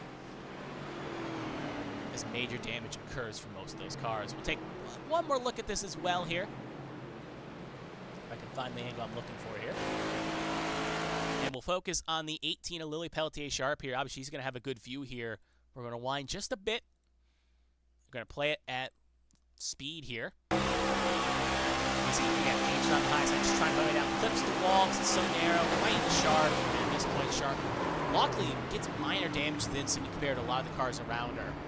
See, look, Joy is doing a front loop. He was a lap down, trying to get back in the mid-lap. That is not going to look good for his attempts there. And that is sometimes how it crumbles. I'm going to take one more look at this as well. Just one more quick look. I just want to see one more quick thing. We're going to follow Ross Baxter here in the 60. He had a wild ride, too, so we're going to play it out with the West Virginia Machine. Yeah, right in the Sharp T-bones and hard lick on the inside wall for the 60. As you can see, he also had a big lick, too. He'll get it fired up, but that front end very crumpled forward here. So back to live action. See a couple cars obviously coming down pit lane to get teared up. Gomes could not really fix up that car much, so we'll see if that affects performance. But up front, it's Millett, Hawk, Hagan, Cody Pannell, Patrick Oberstadt, John Adams, your first three rows, with Kerr, Proudfoot, Mulkey, Markowski, your first five. Worth noting, all cars elected to come in here on lap 90, so presumably should be good to go to the end here if my math is correct. Obviously, we'll have to see on that one.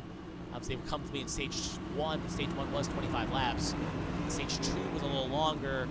It was about 30, and they were good there. So they probably are okay to go to the end. Maybe some slight concerns, but they should all be good to go here till the finish. Milt will have control here. He'll have the clean space, the clear real estate. We'll see if he can make something happen here.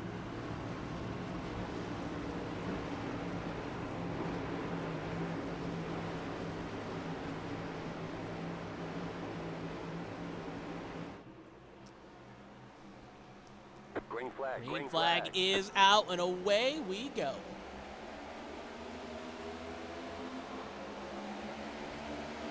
Launched by Millet and Hagen. They were working in tow for a while there.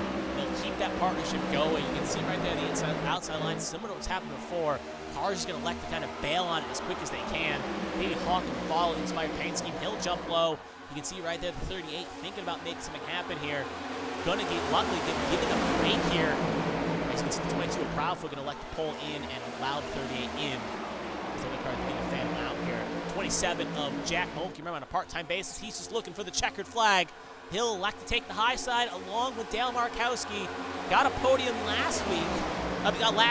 Last plate race at Talladega. Looking to try to keep that form going here as they'll mill to the high side. But still at the front, though, you can see a 5-car inside line here. I see cars being a fan out. Hagen not going to take the prism. Going to link up with Jonathan Adams. B-Tron going to link up in tow with B-Tron here as they're going to try to make it a 2-horse race for B-Tron. Davey Hawk going to join in tow as well. And now you can see Proudfoot as well. Both B-Tron cars will jump low. Can Hawk make the move as well? Get low. He cannot. He'll be stuck on the high side here with Proudfoot and Mulkey. Obviously, Mulkey, another B-Tron car. Is a bad push there by Proudfoot. Almost sent Hawk into the shadow round. Cody Pannell, another driver working here on the hard-time basis. Going to think about going high here. He'll slot back low in his machine here.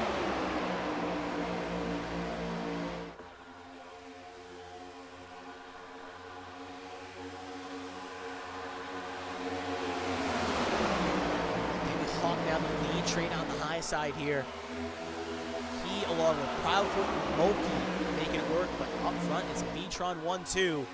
And that's not good at these plate races. When you have cars linked up that are teammates, they can kind of control the lines. They can kind of make the moves they need to make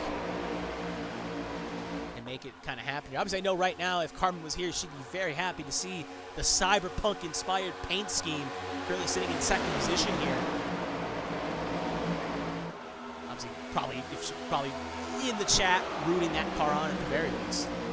But Davey Hawk, the other video game-inspired scheme, trying to get forward here. Do something here. Again, we saw Withers. They took a lot of slow, methodical work to make something happen.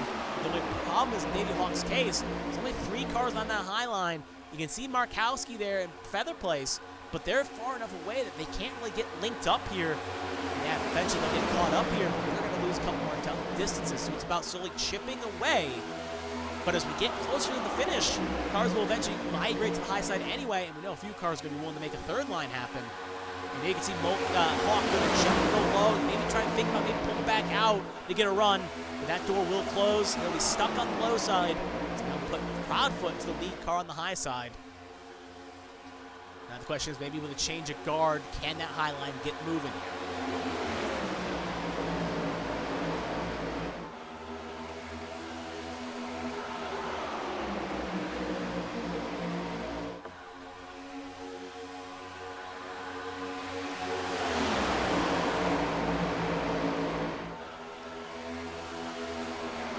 This time by, we're going to hit lap 100 and have 31 laps here to go.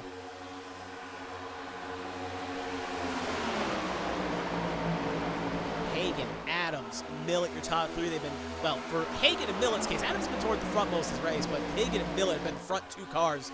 They've been very hard to kind of just keep away from the front here. It's a little linked in arm step here. Now Proudfoot, you can see in that wide shot there, Proudfoot, he's coming in a little bit. He's getting a run with Cody Pannell here. You can see trying to aggressively side draft to get himself forward here.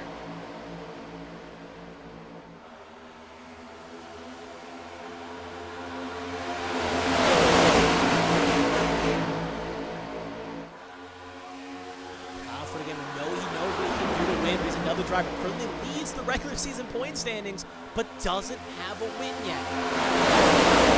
Killing for one, I guess you can say. He won the opening non-points paying race of the Clash, but other than that, he's yet to find taste that elusive victory lane.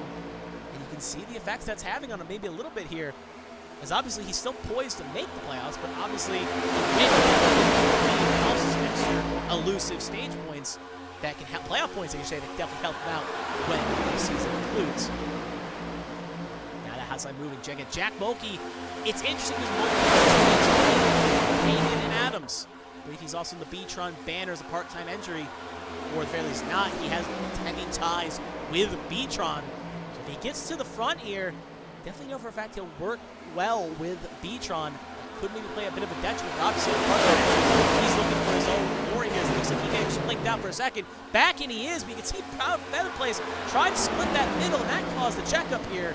So a bit of a bad time to have some latency.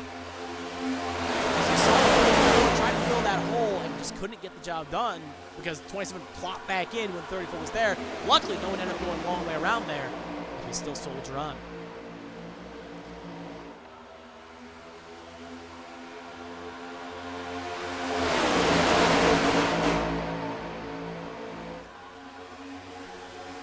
See a bit of a separation here as well. Looks like a little bit of touches. I just kind of looked at the timing of scoring here.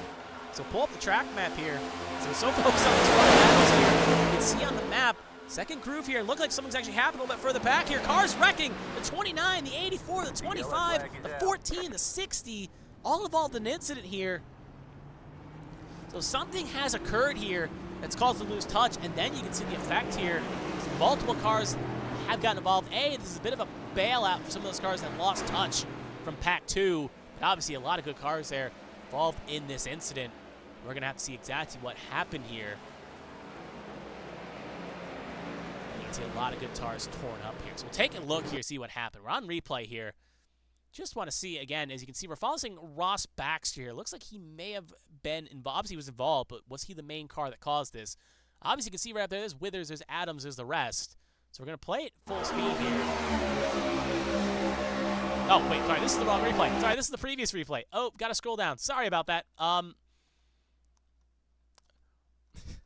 That's a bit of a blunder. That's a bit of a whoopsie. Forgot to scroll down my SDK. Here's the replay we're looking for. All right, here's Mike LaJoy following along with Ross Baxter and Brent Roberts here. So keep an eye on this second pack here. We'll play it at full speed, and we're going to slow it down here, and we're going to play it at 4 speed. You can see LaJoy gets a run, trying to maybe the 42 cuts low. 14 gives him a little bit of a shove. And you can see right there up the road, the 21 gets into the 14. And you can see at this point, the 29 comes back up the road right into the pathway of Roberts and Baxter. And at that point, a lot of cars here just nowhere to go. End up getting big licks. Look at the 29 there. Gets almost air there in that incident, and he just ends up getting a piece of that one. Very bigly there. So we'll take another look here. We'll actually go back just a bit here. We'll focus on Tom Sears. As we saw the line change happen here, actually we'll find just a bit, and you're going to play it right to here. And we'll focus on the driver details here. We'll focus on him here. So you can see right there, the checkup happens right to a bit slow. LaJoy thinks about going high, tries to come back in. At that point, it's too late. Sears gets sent up the road here. Nowhere to go for him. You can see Ross Baxter, he gets a piece of it too. And you can see just the chaos that brings. We'll take one more look as well. We'll go for a wider shot this time by. Not from the gyro camera. We'll take a nice wide shot. We'll focus on not Mike LaJoy. We'll focus on one more car here. We'll do Ross Baxter. We saw he had a wild ride a little bit further back. You can see again, there's the lane change that occurs. At this point, a big lick from Michelle too. Baxter gets a big piece too. Yeah, just these 5 cars really got some big shots here. We know Tom Sears is one down, trying to get back on the lead lap along with a few other cars in this pack. And they end up getting torn up quite nicely here. And that's probably going to take at least a couple of them out of contention. So back to live action. Speaking of Brent Roberts, looks like he may be calling it a day here. We'll see here in a second here. He's not making a lot of scene cams here. So anyway. Looks like Brent Roberts. Yeah, it looks like Brent Roberts has officially called it a day. He is tied to pull up behind the wall. As it looks like the damage is terminal for the 84 machine. So we're going to get the 1 to go here, presumably. Yep, we are. So it's going to be with 23 to go, coming to 22 to go. It's going to be Hagan, Adams, row 1. Millett, Pannell, row 2. Oberstadt, Patrick Oberstadt, Brandon Proudfoot, row 3. Jack Mulkey, Dale Markowski, row 4. Brandon Featherplace, James Kerr, your first 5 here. At the moment, again, just kind of give an update of how the field's looking at the moment. We have 29 cars on the lead lap, if I'm not mistaken. Quickly do my quick math here to check that. Yes, we have 29 cars on the lead lap. Ross Baxter's still running, but he's the only car a lap down here, still putting down laps. Brent Roberts, Stefan Oberstadt, Mike Lawrence, Emma Kruger, Richie Catani, and Josh Gaiman all pulled him behind the wall. And Ross Baxter right now at the moment, still with a heavy damage clock here. If he can get back out, he'll continue on, but if not, we'll have 29 cars here firing off in a lot of different conditions. Some have still wounded, some still have fast repairs and fresh cars. We'll have to see how it all plays. But one thing we can confirm, John Hagan is going to be the front car here with Jonathan Adams in the front row. And it's going to be on Hagan's control. So can B-Tron link up on this restart, or can Pannell or Millet kind of break up that monopoly, make something happen here? We'll find out here as the green flag is about to be in the air. It is now in the air, and away we go. And that outside line did not get going. A bit of a stack up there by Markowski, and that's going to cause a bit of an effect here. But up front, John Hagan gets a good restart there. He'll slot in the 1. Mill will take 2. Adams will take 3rd. Because that's how they're sliding up at the moment.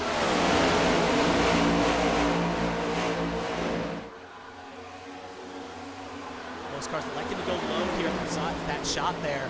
Remember, we kind of bailed on the high side like they've done on most of these restarts. Kind of takes a couple laps. So we'll have to keep kind of note of that if we get a late race restart here. How long it takes that high line to kind of get itself materialized. It could be a bit of a benefit for this low line, the cars to fire off on the low side here. But obviously, if there's 5 to go, car may elect to stay on the high side. Markowski leads that high train right now with James Kerr in tow, and I think that's Seth Wanting behind. These are the 3 cars braving the high side right now at the moment. It is Seth Wanting. We saw Withers do it successfully. We've seen other cars do it. Proudfoot did it as well. It's doable, and with 20 laps to go, let's put up a shut-up time. And most of those cars on that outside line right now could really use a win. Either get themselves a win to lock themselves in the playoffs, currently on the outside looking in, or give themselves some breathing and make something happen. Just up the road, though, you can see 2 cars pull on the line. The 41 and the 27, they're both going to pull out here, and the lead that they sense a challenge to make the high side work here, and they're going to get on going here. Patrick Oberstadt will lead the outside line, but John Hagan will lead the lap. Can Oberstadt lead that train towards the front? You can see him enter stage right there.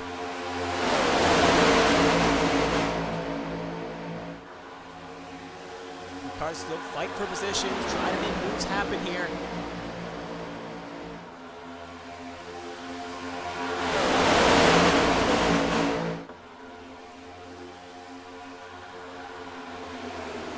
Laps to go. Hagan, Millet, Adams, kind of similar top 3 repeating earlier, but that outside line has found new life. Lap car they're going to catch Ross Baxter. It's going to be a bit of a bad spot. Luckily, it's on the back straightaway here. But this could play a bit of an issue here if he ends up checking up the field here. Luckily, he'll stay hiding the wall here. It looks like he's hard to hit him there. Going to cut back here real fast. Quick cut shot there. I thought the 42 was going to run into him. Luckily, he doesn't. But that looked like that pathway was almost ready to do him for fail. But luckily, they did not. Back to the front we go. Everyone escapes that quite nicely. Obviously, Ross Baxter was trying to stay on the lead lap. Keep himself from going 1 down there, getting caught back up. Basically, was trying to stay hooked up. When he went to the apron, he would have lost touch. He was hoping maybe to stay high and then merge at the end, but obviously, wounded, and it's also 3 down. So, he'll fall back, and we have 17 now, 16 to go with Hagan, Mill, and Adams. And now the question is, if you're one of these cars in this top 4, I think right now you're going to kind of ride here. I don't think you need to really force a move here, but what's going to happen around here, there is that, maybe not concern is the word, but there is that point eventually where I feel like you gotta say, all right, rip the Bandit off, kind of like an Indy, for instance, like the Indy and the Champ Car series. Kind of have to actually make a move and make something happen here, because unlike at other tracks where you can sometimes fire off in second, first, and make something happen, I think here with like 10, maybe 8 laps to go, you kind of have to be willing to maybe make a move and try to get yourself in a spot where if a late caution were to come out, and we actually have a caution right now. Now flag has been thrown. It looks like it's Sharp, Wanzing, Sears, and those 3 involved here. Lilac here as well. Looks like she got a piece. Looks like it may have been the high line that got a little bit duped here. So can see again, pretty torn up. And Seth may have burned his fast pair right now. That may be day done for him. Tom Sears obviously still trying to slug on here. Very wounded that 14 machine is, but it's still putting on here. So we'll take a look here what happened. Obviously, we're focusing on Lily Pelletier Sharp here. Seth Wansing up the road, but I'm going to guess it may involve Kerr and Markowski here, as they were the lead cars on that high side, in the cars in the top half of that high side. So we're going to go for a nice chopper camera here, and we're going to play at half speed here. So you can see right there, Wansing, oh, I can see it already happening. Wansing got side by side with Kerr, maybe trying to make a third line happen here, maybe just not judging the speed difference. He hits the high wall there, gets stuck, Sear bumps into Wansing, sends Kerr, and look at Sharp. She ends up doing a barrel roll there. Ends up taking a big lick herself there. So just a bit of a line change happened there, and then just shunt, and similar to what we've seen before, a few cars likely to take damage. So we'll take another look here as well. Focus on Tom Sears here, and we'll go for a little less high in the sky camera here. We'll go for a nice wide shot here. You can see Sears further back, just kind of minding his own business. You can see right there, just piles in, nowhere to go.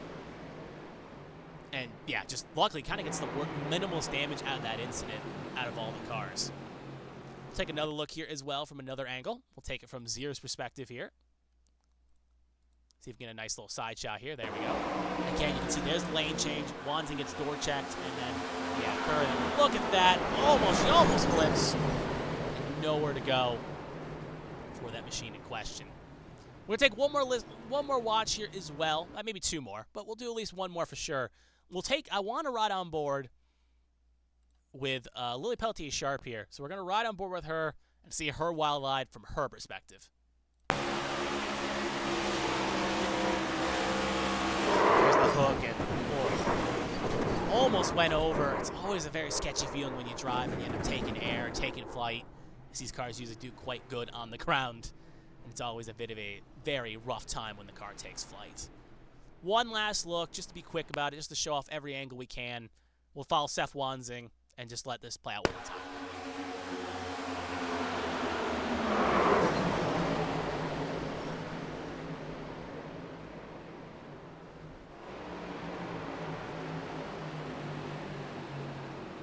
So back to live action, you can see Tom Sears escaping the pit lane here. Up front, should get the one to go here. John Hagen, Zach Millet, still your front two cars here.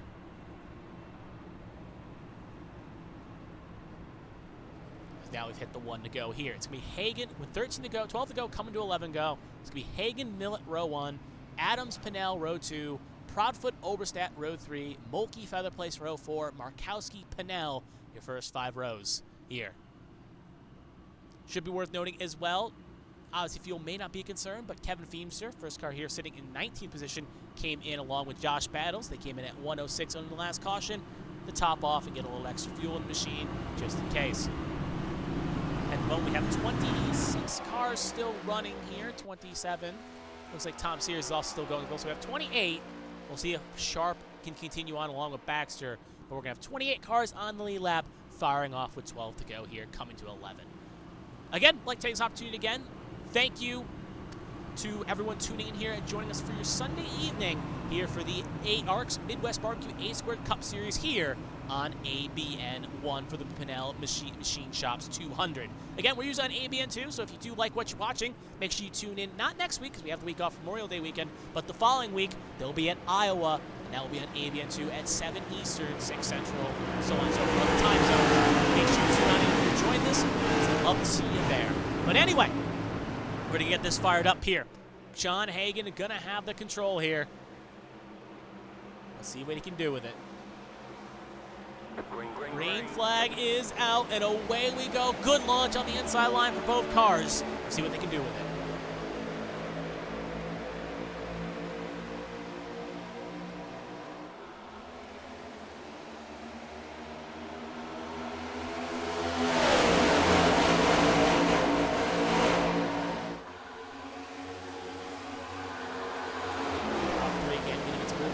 Jump low here. You can see top 3 right away here, but back up here, you can see it getting racy. Now obviously allowed them to get too far ahead. Could spell doom and gloom. They're going to have to kind of settle this out quickly.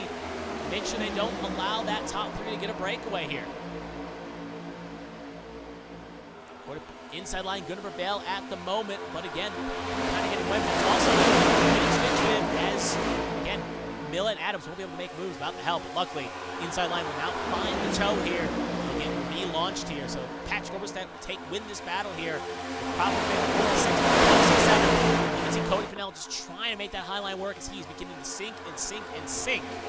As now he is now outside the top 10. And, well, still in the top 10 at the moment, but at a risk of falling outside the top 10 if the bleeding continues to happen here.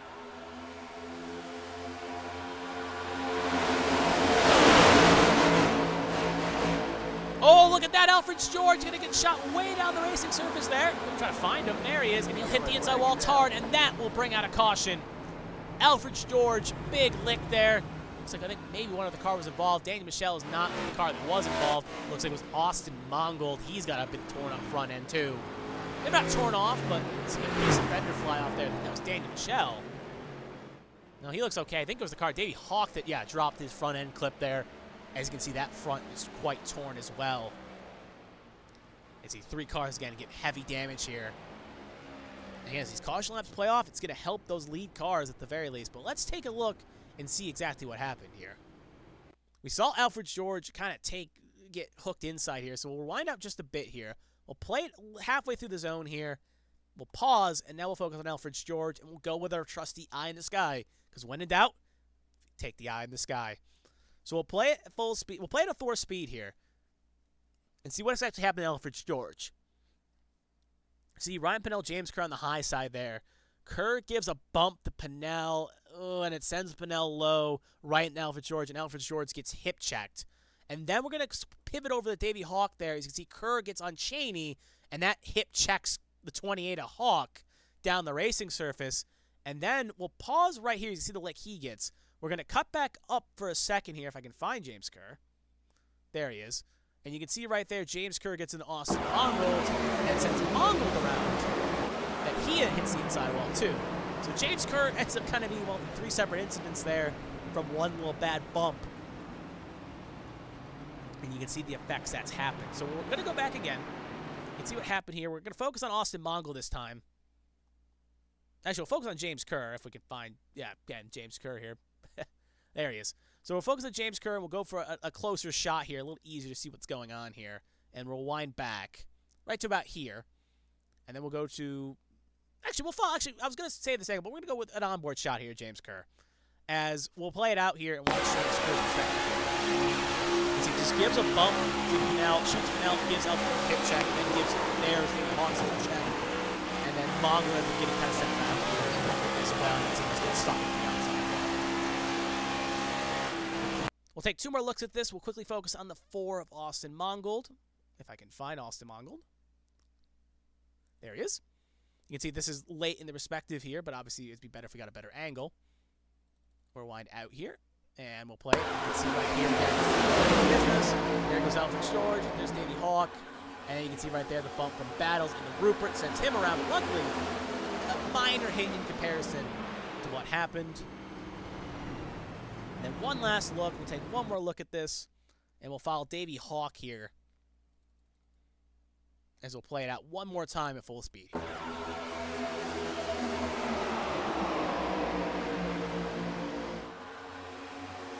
Oh, that's a big right there. Hard. Luckily, it's a virtual world, so it doesn't hurt us like really at all, but it's still, you hate seeing those big licks.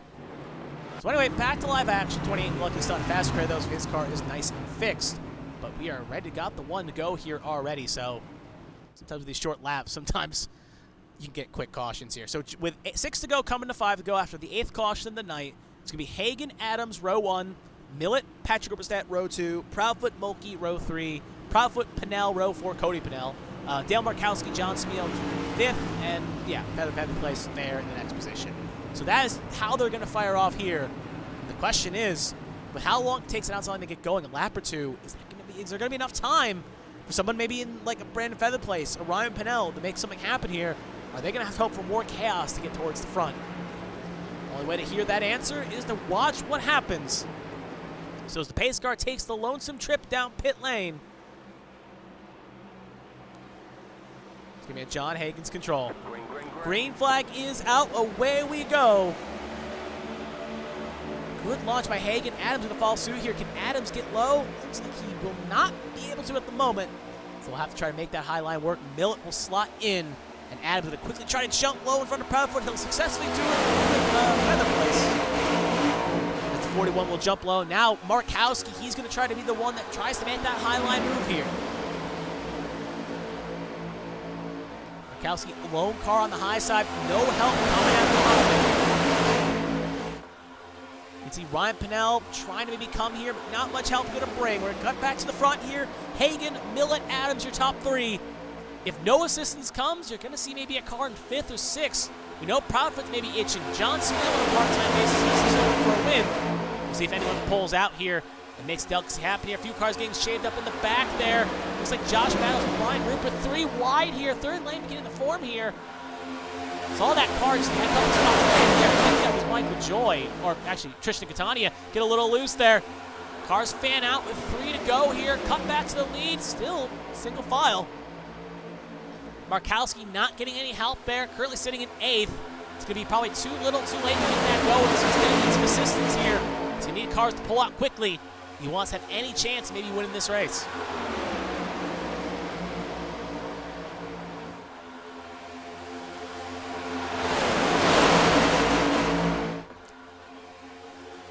Two laps to go there. You can see Patrick Oberstadt. He's making a move. He's trying to go to the front here. You can see as well, joined by Proudfoot. The 41 gets split. 3 wide in the middle. Adams in the soccer hole at the moment. Adams going all around Proudfoot. Senses the chance to take the lead. Well, not the lead, but a car spun in the back. 40, 55, 25 involved. And look at the car. 75 does a barrel roll. He flips.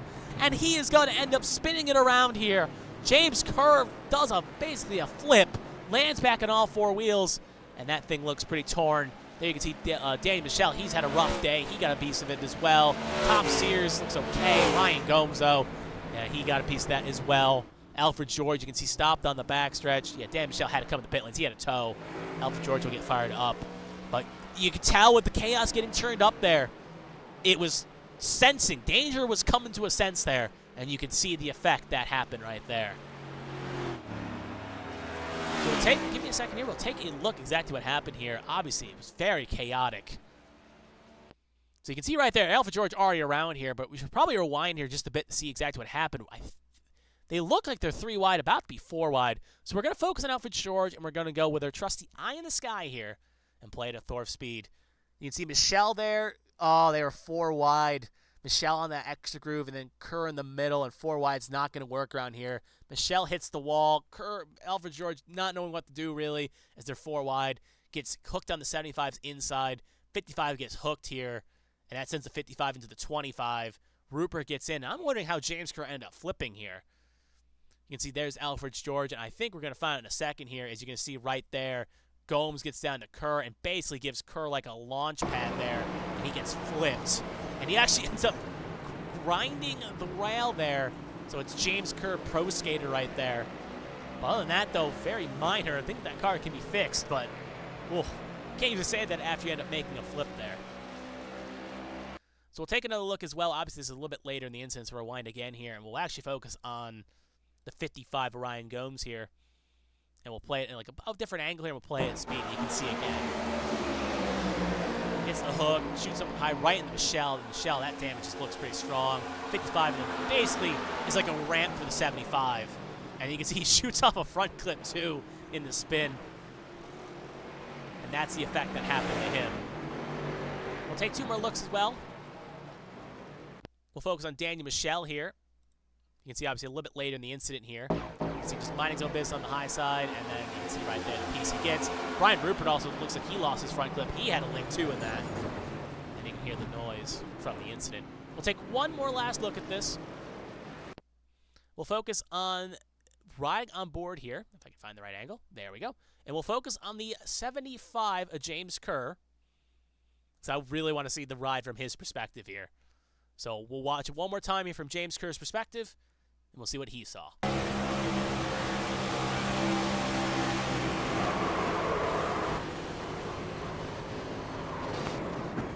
Oh, just... You never want to go upside down on a race car. But it was pretty cool, though, at the very least, riding the rail there at the very least. So, at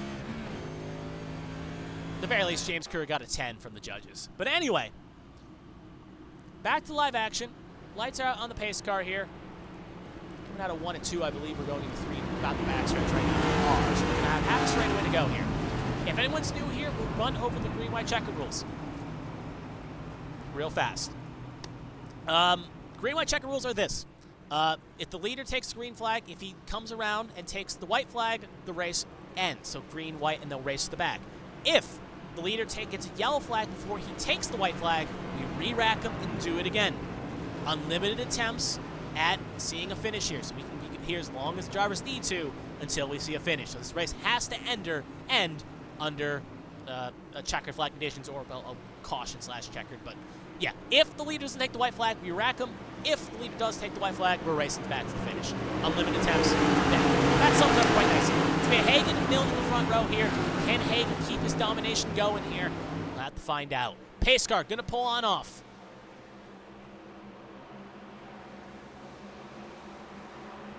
Green flag is out, and away we go. We squeeze it. Quick wheel spin there. They keep it straight, though.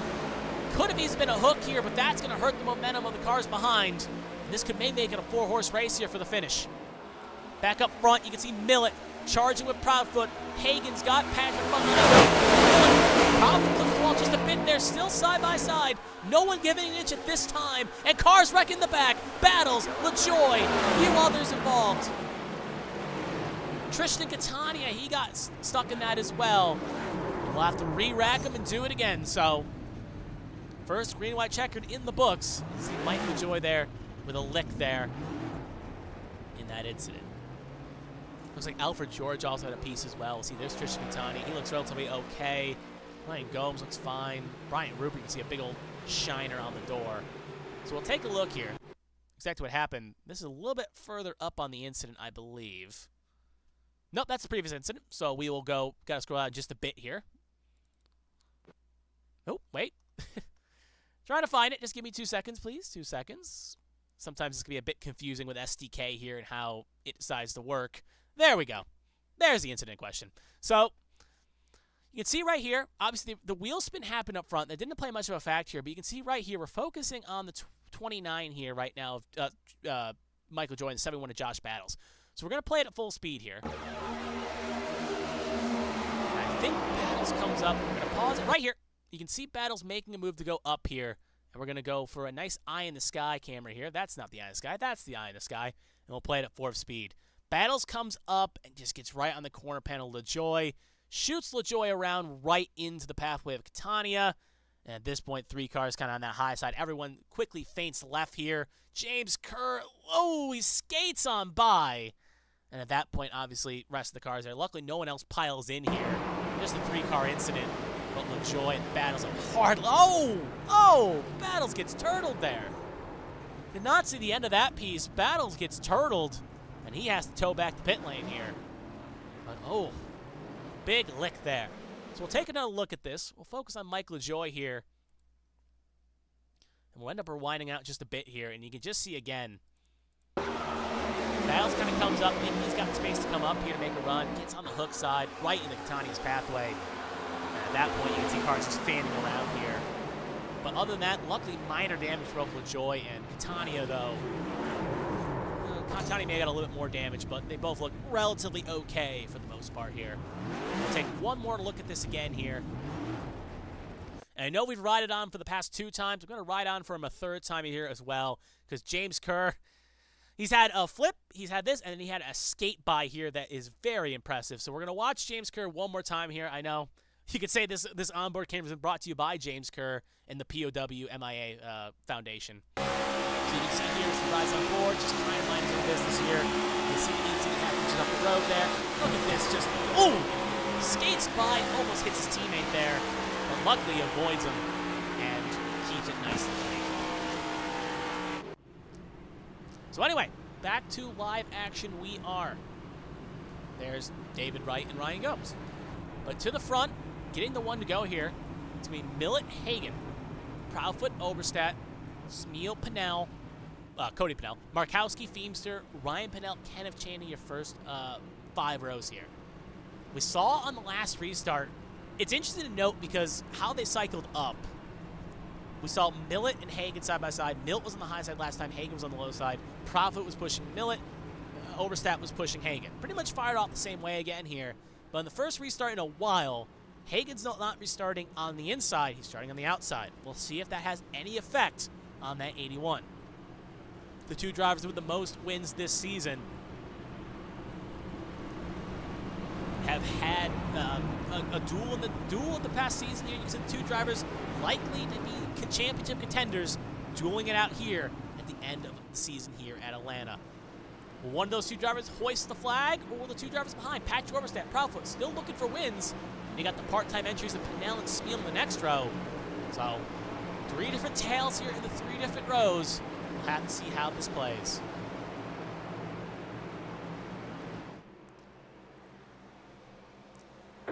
Green flag is out, and away we go. Good launch there for both the outside and the inside line. They'll be side-by-side firing off. It's going to be the question is who's going to get to the back bumper first? Will Proudfoot get the Millet? Will Overstat get the Hagen? Whoever gets there first will get maybe the shove the win. Caney making a great line. Beamster and Markowski. Beamster will back out of it. Cheney taking no prisoners here. This is the other issue. If you're boxed on the low side, you kind of just have to ride and hope something happens here. 3 and 4. No one's spinning around here. We're going to see the white flag in the air, brought to you by Spiel Racing Designs. Hagen, Millet, side by side. Will Overstat have any opportunity to make something happen? Kenneth Cheney there as well on the high side. Right now, Millet's got the slight advantage here. Hagen getting a little bit loose. But Overstat pushing, never letting you-know-what out of Hagen. Coming through 3 and 4. Hagen still clear. Millet. It's going to be probably one of those good old Atlanta finishes here. Millet gets a little loose. Cheney gets into it as they come across the line. It's going to be Hagen. Hagen with the win. Overstat second. Millet third. Proudfoot fourth. As they were pushing quite hard there to make something happen. And Hagen will take the checkered flag here and another win on the season. Patrick came oh so close there to stealing one at the death, but just couldn't get the run necessary to make it happen there. But it's going to be a race win and a 6th win this season for John Hagen. At this point, he's coming close to maybe topping a record here for single wins in a season. And right now, the question is, can anyone stop that 81? But right now, at the very least, the only one who can stop him is himself, as he's going to get ready to burn it down here. So as John Hagen celebrates here, burning it down. Obviously, he's won so many times, you start running out of things to say about him. But another win for B-Tron this season, another win in tow. He held his nerves, led the most laps in his race, took pole position. The only thing I don't think he did is he had the fastest practice time, so pretty much a weekend sweep for that 81 machine as he is going to burn it down here. A little more contained here because I think, obviously, he knows or if they'd be saving it out here for at least a little bit. So as he gets ready to do his Polish victory lap here, we're going to take a look here. And actually, we'll do 2 things here as he does his lap around here. First, we'll take a look at that finish here, because I do want to see that again real fast here. Just that last lap there. So we're going to take a look here at this final lap here. And we're just going to follow the line here. We're coming out 3 and 4 here. Well, actually, we'll wind the full way here and watch the whole lap here since it's a quick lap. You can see right here, they take the flag here. And you can see right now, you can see Cheney thinking about making a move here. And we're following Hagen. So you can see they come off from the 3 and 4. I'm going to find a good angle here. I think TV1's our best shot. So you can see Hagen side by side. Millet gets the advantage off the corner, but then you'll see Patrick here starts pushing very hard on the back of the 81 Hagen. That's getting some clear here, because Overstat knows if he can get the 81 clear enough, he can challenge here. So we're going to get up to here, and we're going to pause it here, and we're going to slow it down just a bit here. And we're going to take it from another angle here. You can see right here, Millet gets a little bit of a bad bump there from the 22 of Proudfoot. You know, 22's pushing the 31. So you can see the bad bump of Millet there. We're going to pause right here, and we'll play at 4-speed. Millet gets a bad bump there from Proudfoot. It takes Millet out of contention because of that bump as he tries to save it. Cheney gets a bump from Feemster, shoots him into Pannell. And then you can see right there, Hagen obviously running a low here. Patrick trying to get that run. And at the end of the day, it's just not enough. As you can see right there. So we'll actually rewind it right here just a bit, and we'll play it at 4-speed. I want to see if we can get this right here. Hold on. There. Yeah, right there. That's the finish right there.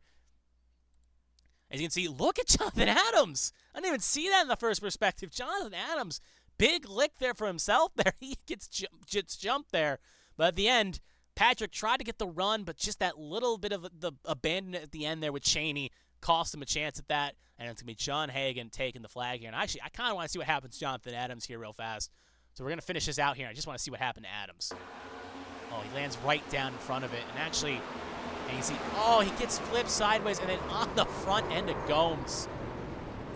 Oh, Jonathan Adams was running top 3 most of that race, and he ends up ending up in the air crossing the line here. And we're actually just going to rewind here. I want to see what exactly caused that real fast. Oh, Cheney getting loose, shot him into the wall, and oh. And you can see again, just big lick, and you can see, oh, door side, and he gets almost flipped over by Ryan Gomes there. It's a very chaotic finish here. But more importantly, John Hagan's your race winner as we see him come across here. We'll take a look here. So obviously, don't go anywhere. We're going to have the post-race interviews here. We'll hear from Hagan, Patrick Oberstadt, and Zach Millen if we can. But before that, we'll take one quick look at the final results here. And just in case SDK decides to not work here, I just want to show the results just for the viewers at home and everyone else. So we'll take a look here at the final results. John Hagan takes the win. Patrick Oberstadt second. Zach Millett third. With Proudfoot, Cody Pannell, Kevin Feemster, John Smeal, Kenneth Cheney, Lilacs here, and Jonathan Adams with his wild ride will round out the top 10. Markowski, Ryan Pannell, Jack Mulkey, Seth Wansing, David Wright, top 15. Brandon Proud, Feather Place, Davey Hawk, Tommy Withers, Mike LaJoy, and Trista Catania round out the top 20. So we're third down the field. We're getting the cars that, finished up here. Ryan Gomes, Austin Mongold, last in the pack there. Alfred George, 2 seconds back, and Brian Rupert, 3 back with the damages trying to hang on. 24th, 25th. Tom Sears will finish 26th, last car in the lead lap. Ross Baxter, Josh Battles, both torn up in their own incidences, finish under their own power in 27th, 28th. Daniel Michelle, the first of the cars that end up retiring, with Lily Peltier Sharp in 30th. And to finish it up, Brendan Roberts 31st, Stefan Oberstadt 32nd, Michael Lawrence 33rd, Emma Kruger 34th, Richie Catania 35th, Josh Gaiman 36th, and Donald Ray did not take the flag, but he will be classified P37. All right, so why don't we use this opportunity while we have it now to hear for some interviews. So we'll take a quick look here and see who is available here to hear their thoughts as we get that graphic up. And we'll put this graphic up. There we go. So anyway, we'll hear from the thoughts here from the third place, second place, first place drivers, and we'll see who is currently in the booth here. We have all 3, so we'll move from third to first here, and we'll hear from Zach Millett first. Zach, this is Kevin, the ABM booth. You got a copy? Hey, man, got a copy. All right, good to hear from you. Good to hear from you. Obviously, very eventful race, to say the least. Obviously, you were up front for most of it. So, from your perspective, how was the front up there? What was it like, the high and low lines? Was there a high line to speak of, or was the best bet to stay on the low side? I don't know. It seemed like the low side was just where it was at the entire race. I think some of us could have made it work up top, but you just had to be so aggressive to make it work, and I think we saw that in the last few laps there. Mm-hmm. Obviously, moving further down, we saw through the race you kind of exchanging, making kind of moves happen there. And then take us through, obviously, with those last couple Carsons and restarts, in those late situations, what was going through your mindset? Because obviously, you fired on the high side, fired on the low side. Were you preferring a line choice? What was your end game, I guess is my question, in those last couple laps there?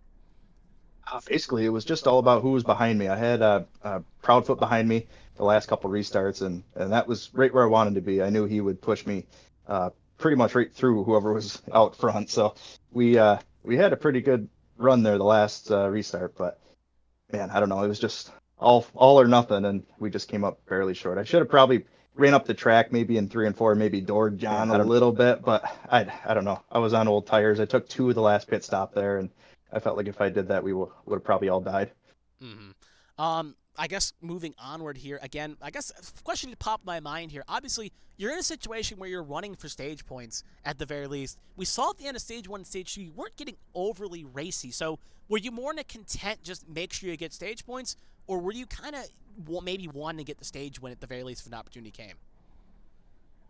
Yeah, I hate to say it, man, but I'm racing pretty boring in that first stage, pretty much for the rest of the regular season. I just got to get those stage points, and whether it's first place or 10th place, it doesn't matter as long as I get something so it counts.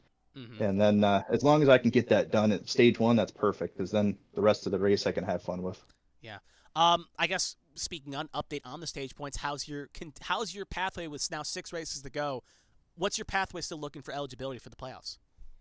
I think we're looking pretty good. I think I don't know. I got to run the numbers and see. I think it might be 3 more or 4 more with stage points, and that's it. And then I'll be good to go.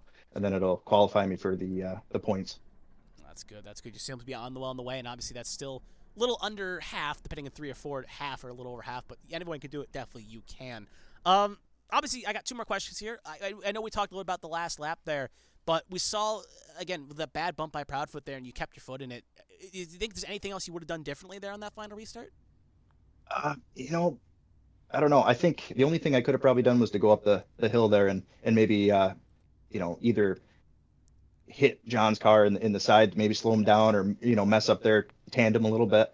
Proudfoot, he gave me basically the exact push I needed to get to that line first, and I think just pushing like that on the bottom it's pretty difficult, and that with the old tires, it was just we were lucky to make it to the start line. They're facing the right way. Yeah, because I think that last bump there, if you kept it straight, or obviously it didn't shoot you sideways there a little bit, I think it would have been very close to the finish there, but obviously things come up a little bit differently. Obviously, we have the week off next week, but Iowa is in the cards after that with 6 rounds to go. Obviously, you're still in the chase for playoff eligibility. We just talked about that. But how do you feel about Iowa as a track? Do you think it's a track that maybe you can get out of this winless streak and add another win to your column? I hope so. I like Iowa. It's definitely fun. I haven't raced it in this car specifically, but in the trucks or Xfinity, it's a blast. I love running that high line over there. So we'll see. We'll put some laps in and get enough practice to hopefully be competitive and keep our streak going here. Mm-hmm. Well, obviously, since it is ABN tradition, is there anyone you want to thank? Family, friends, sponsors, whatever? The floor is yours. Take it away. I want to thank you for the broadcast and ARCS for the league. It's great fun every week. Something to look forward to for sure. HBR TV, Track Bar Motorsports, HBRShops.com, Castle Products, and shoot me a follow over on the Twitch at That Is For Guy. All righty. Well, great talking to you again, Zach Millett, and hopefully after the week break, you have a good Memorial Day weekend, and hopefully maybe we'll be talking to you at Iowa. So you take care. Have a good rest of your week. Hey, you too, man. Thank you. And that was our 3rd place finisher, Zach Millett, and that will bring us on nicely to our 2nd place finisher, Patrick Oberstadt. We'll hear his thoughts now. Patrick, this is Kevin in the ABN booth. You got a copy? You got a copy. All righty, Patrick. Good talking to you here. Obviously, it's been a little bit, but we've got to talk about the race here. Unlike our other 2 podium finishers, you were kind of in the muck of things a lot of this race, 3rd, 5th, 7th. So take us through, because you have the best perspective of the middle pack and how the middle was. How was the pack out there in the middle for you? I think I was far enough forward where I didn't really get most of the calamity, but it was still pretty crazy on this track. Getting really tight on old tires, that didn't help.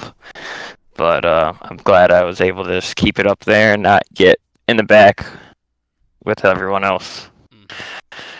Well, moving further on here, obviously you did avoid a lot of the calamity. Even points you were running up there. I know Stefan was in the chat rooting you on there.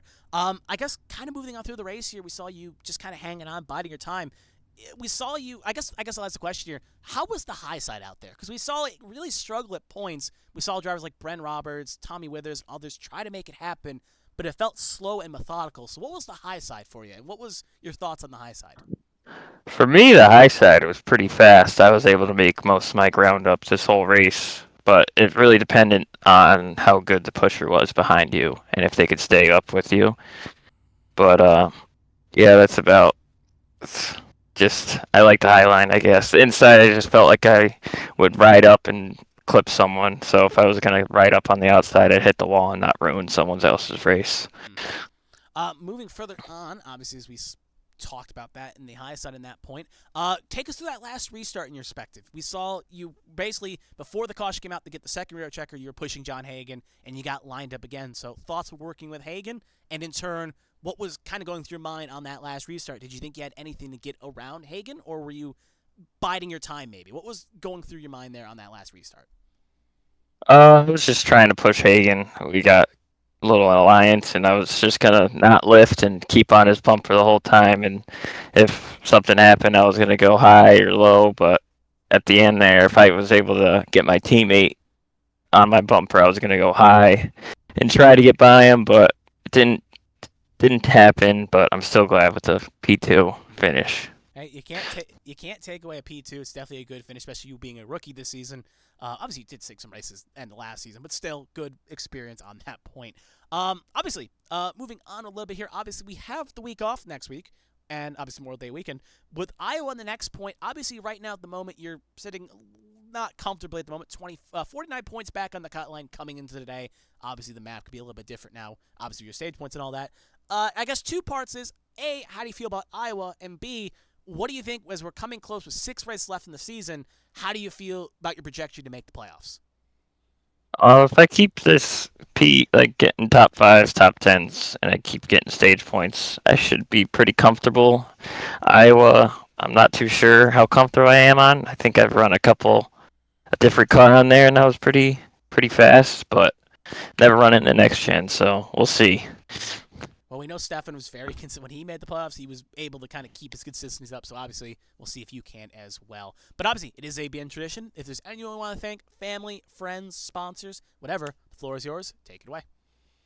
First off, I'd like to thank Smeal for the awesome paint schemes. I'd like to thank my brother for letting me be on his team, and I'd like to thank whoever in my family was on watching. Alrighty, it's been great talking to Patrick. You enjoy your Memorial Day weekend, and hopefully we'll be talking to you in a couple, maybe talking again for the season's out if you can get another good result. Alrighty, thank you. And that was Patrick Oberstadt, our second place finisher there. And we'll move on to our race winner. Obviously, he's a man we've talked to 5 times this season, a bunch more times if you count the podiums, but we'll be talking to him again on the top step of the podium again with his 6th win this season. It's John Hagan. Let's hear his thoughts now. John, this is Kevin the ABM booth. You got a copy? I do, Kevin. How are you? Good. It's been about a week since we talked to you last time, so hey, good to talk to you again. Obviously, we'll start off again. You were dominating this race up at the front. You were basically controlling the lines, won both stages, qualified up front. So kind of take us through your thoughts there in the front of this perspective here. What was the key to your domination? Have friends. I got my group. I told them a little bit about qualifying here, and they all put it up towards the front. That helped out a bunch.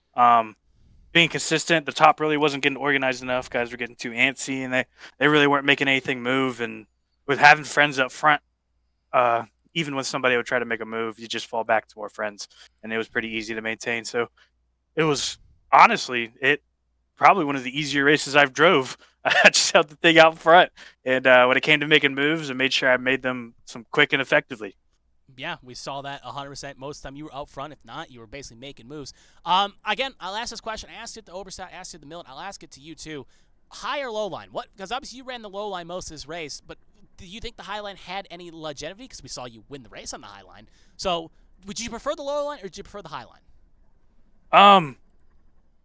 It depends. Like, okay, here at Atlanta, and especially in this car, it depends on the group of guys you run with. If you run this in an A-fixed lobby, as officials, the top line is going to be beyond dominant because if you get 3 guys lined up and hooked up on the top, the bottom just can't do anything. And I don't think anybody really was taking advantage of that. So if it came down to it, yeah, I was gonna move up and stay up. But nobody ever really got organized enough, and I don't think they were running up high enough because you can't really lay on the door. You have to really get that wound up right near the fence in order for the top to really work. So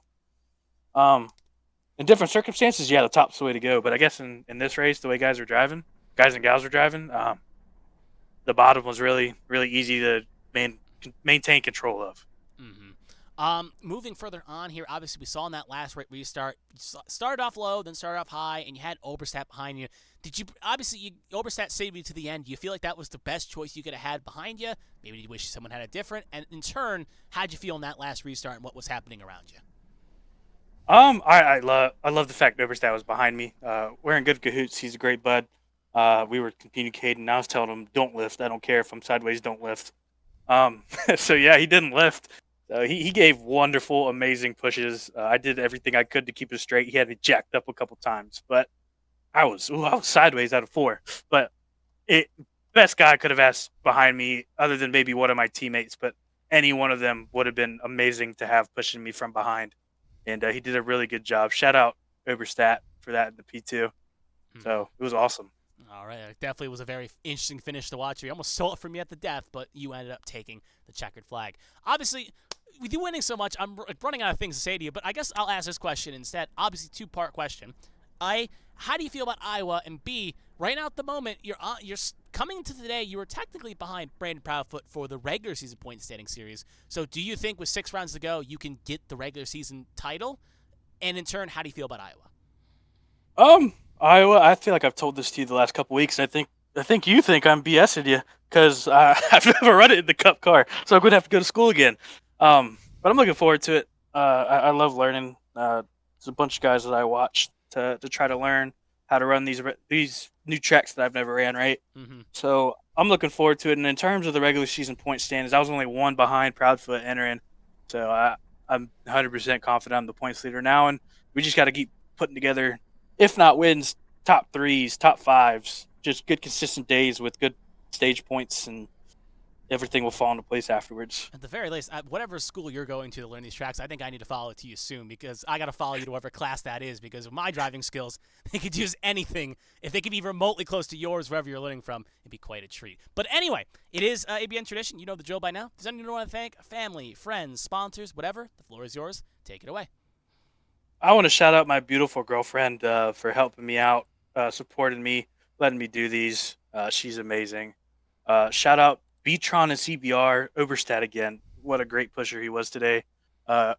Adams was helping me out a bunch too, and there's a couple others in CBR, and I even saw Smeal a couple times. So shout out them for working together with us and keeping our stronghold at the front steady. Shout out you, Kevin, for putting on this broadcast. Shout out John Smeal again, not only teammate this week, but also painter. I don't know if the broadcast saw my new scheme. It was a throwback to Ken Schrader post 9/11 at Dover, and he did a wonderful job on it.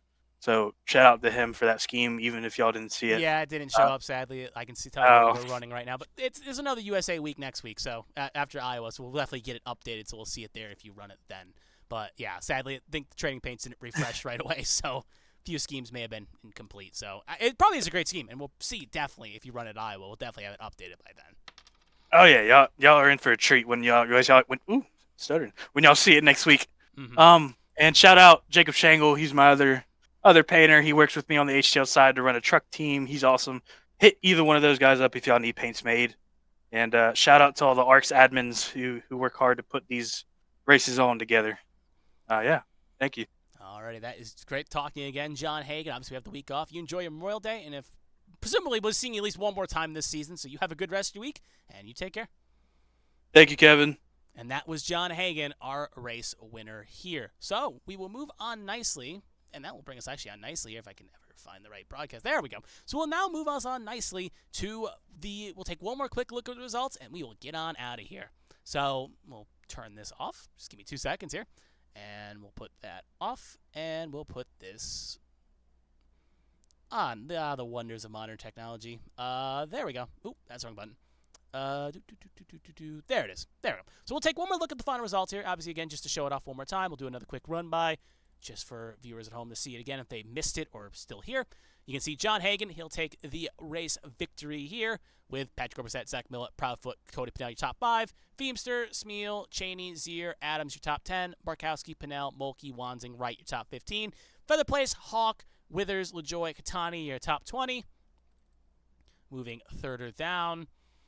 Kerr, Gomes, Mongol, George, Rupert, top 25. Sears, Baxter, Battles, Michelle, Sharp, your top 30. With Roberts, Oberstadt, Lawrence, Kruger, Tanya, Gaiman, your top 36 here tonight. So that's going to do it for that. Obviously, as I was saying, alluding to earlier, we will not have any action next week, as A Squared competition will be off for Memorial Day weekend, as it's also the Indy 500 and the Coke 600 in real life. So if you want to watch some good racing, also it's Monaco too, in F1. So watch some good racing on that Sunday. Enjoy the Monday off if you are in the United States, and if other countries have it too, enjoy that too, and you enjoy that time off. We will be back on action on that following week on A Squared 2 for most of the rest of the season, as we see this playoff, this last 6 weeks here, conclude to a playoff appearance. We'll see what drivers can get themselves into the playoffs and what drivers can get themselves the fast hope to get into the playoffs. Other than that, though, also you can tune in tomorrow here on HTL1 HTL1. One day there may be an HTL1, but you can tune in tomorrow here on ABN1 for the HTL Cup Series. Myself and Joe Cortez with Christine and Ryan in production will be bringing you Sonoma, and you can see the likes of John Hagen and some others there tomorrow doing lefts and right turns. But until then, until we talk again, hope you all have a good rest of your evening, and we'll be talking to you soon. So have a good evening and take care.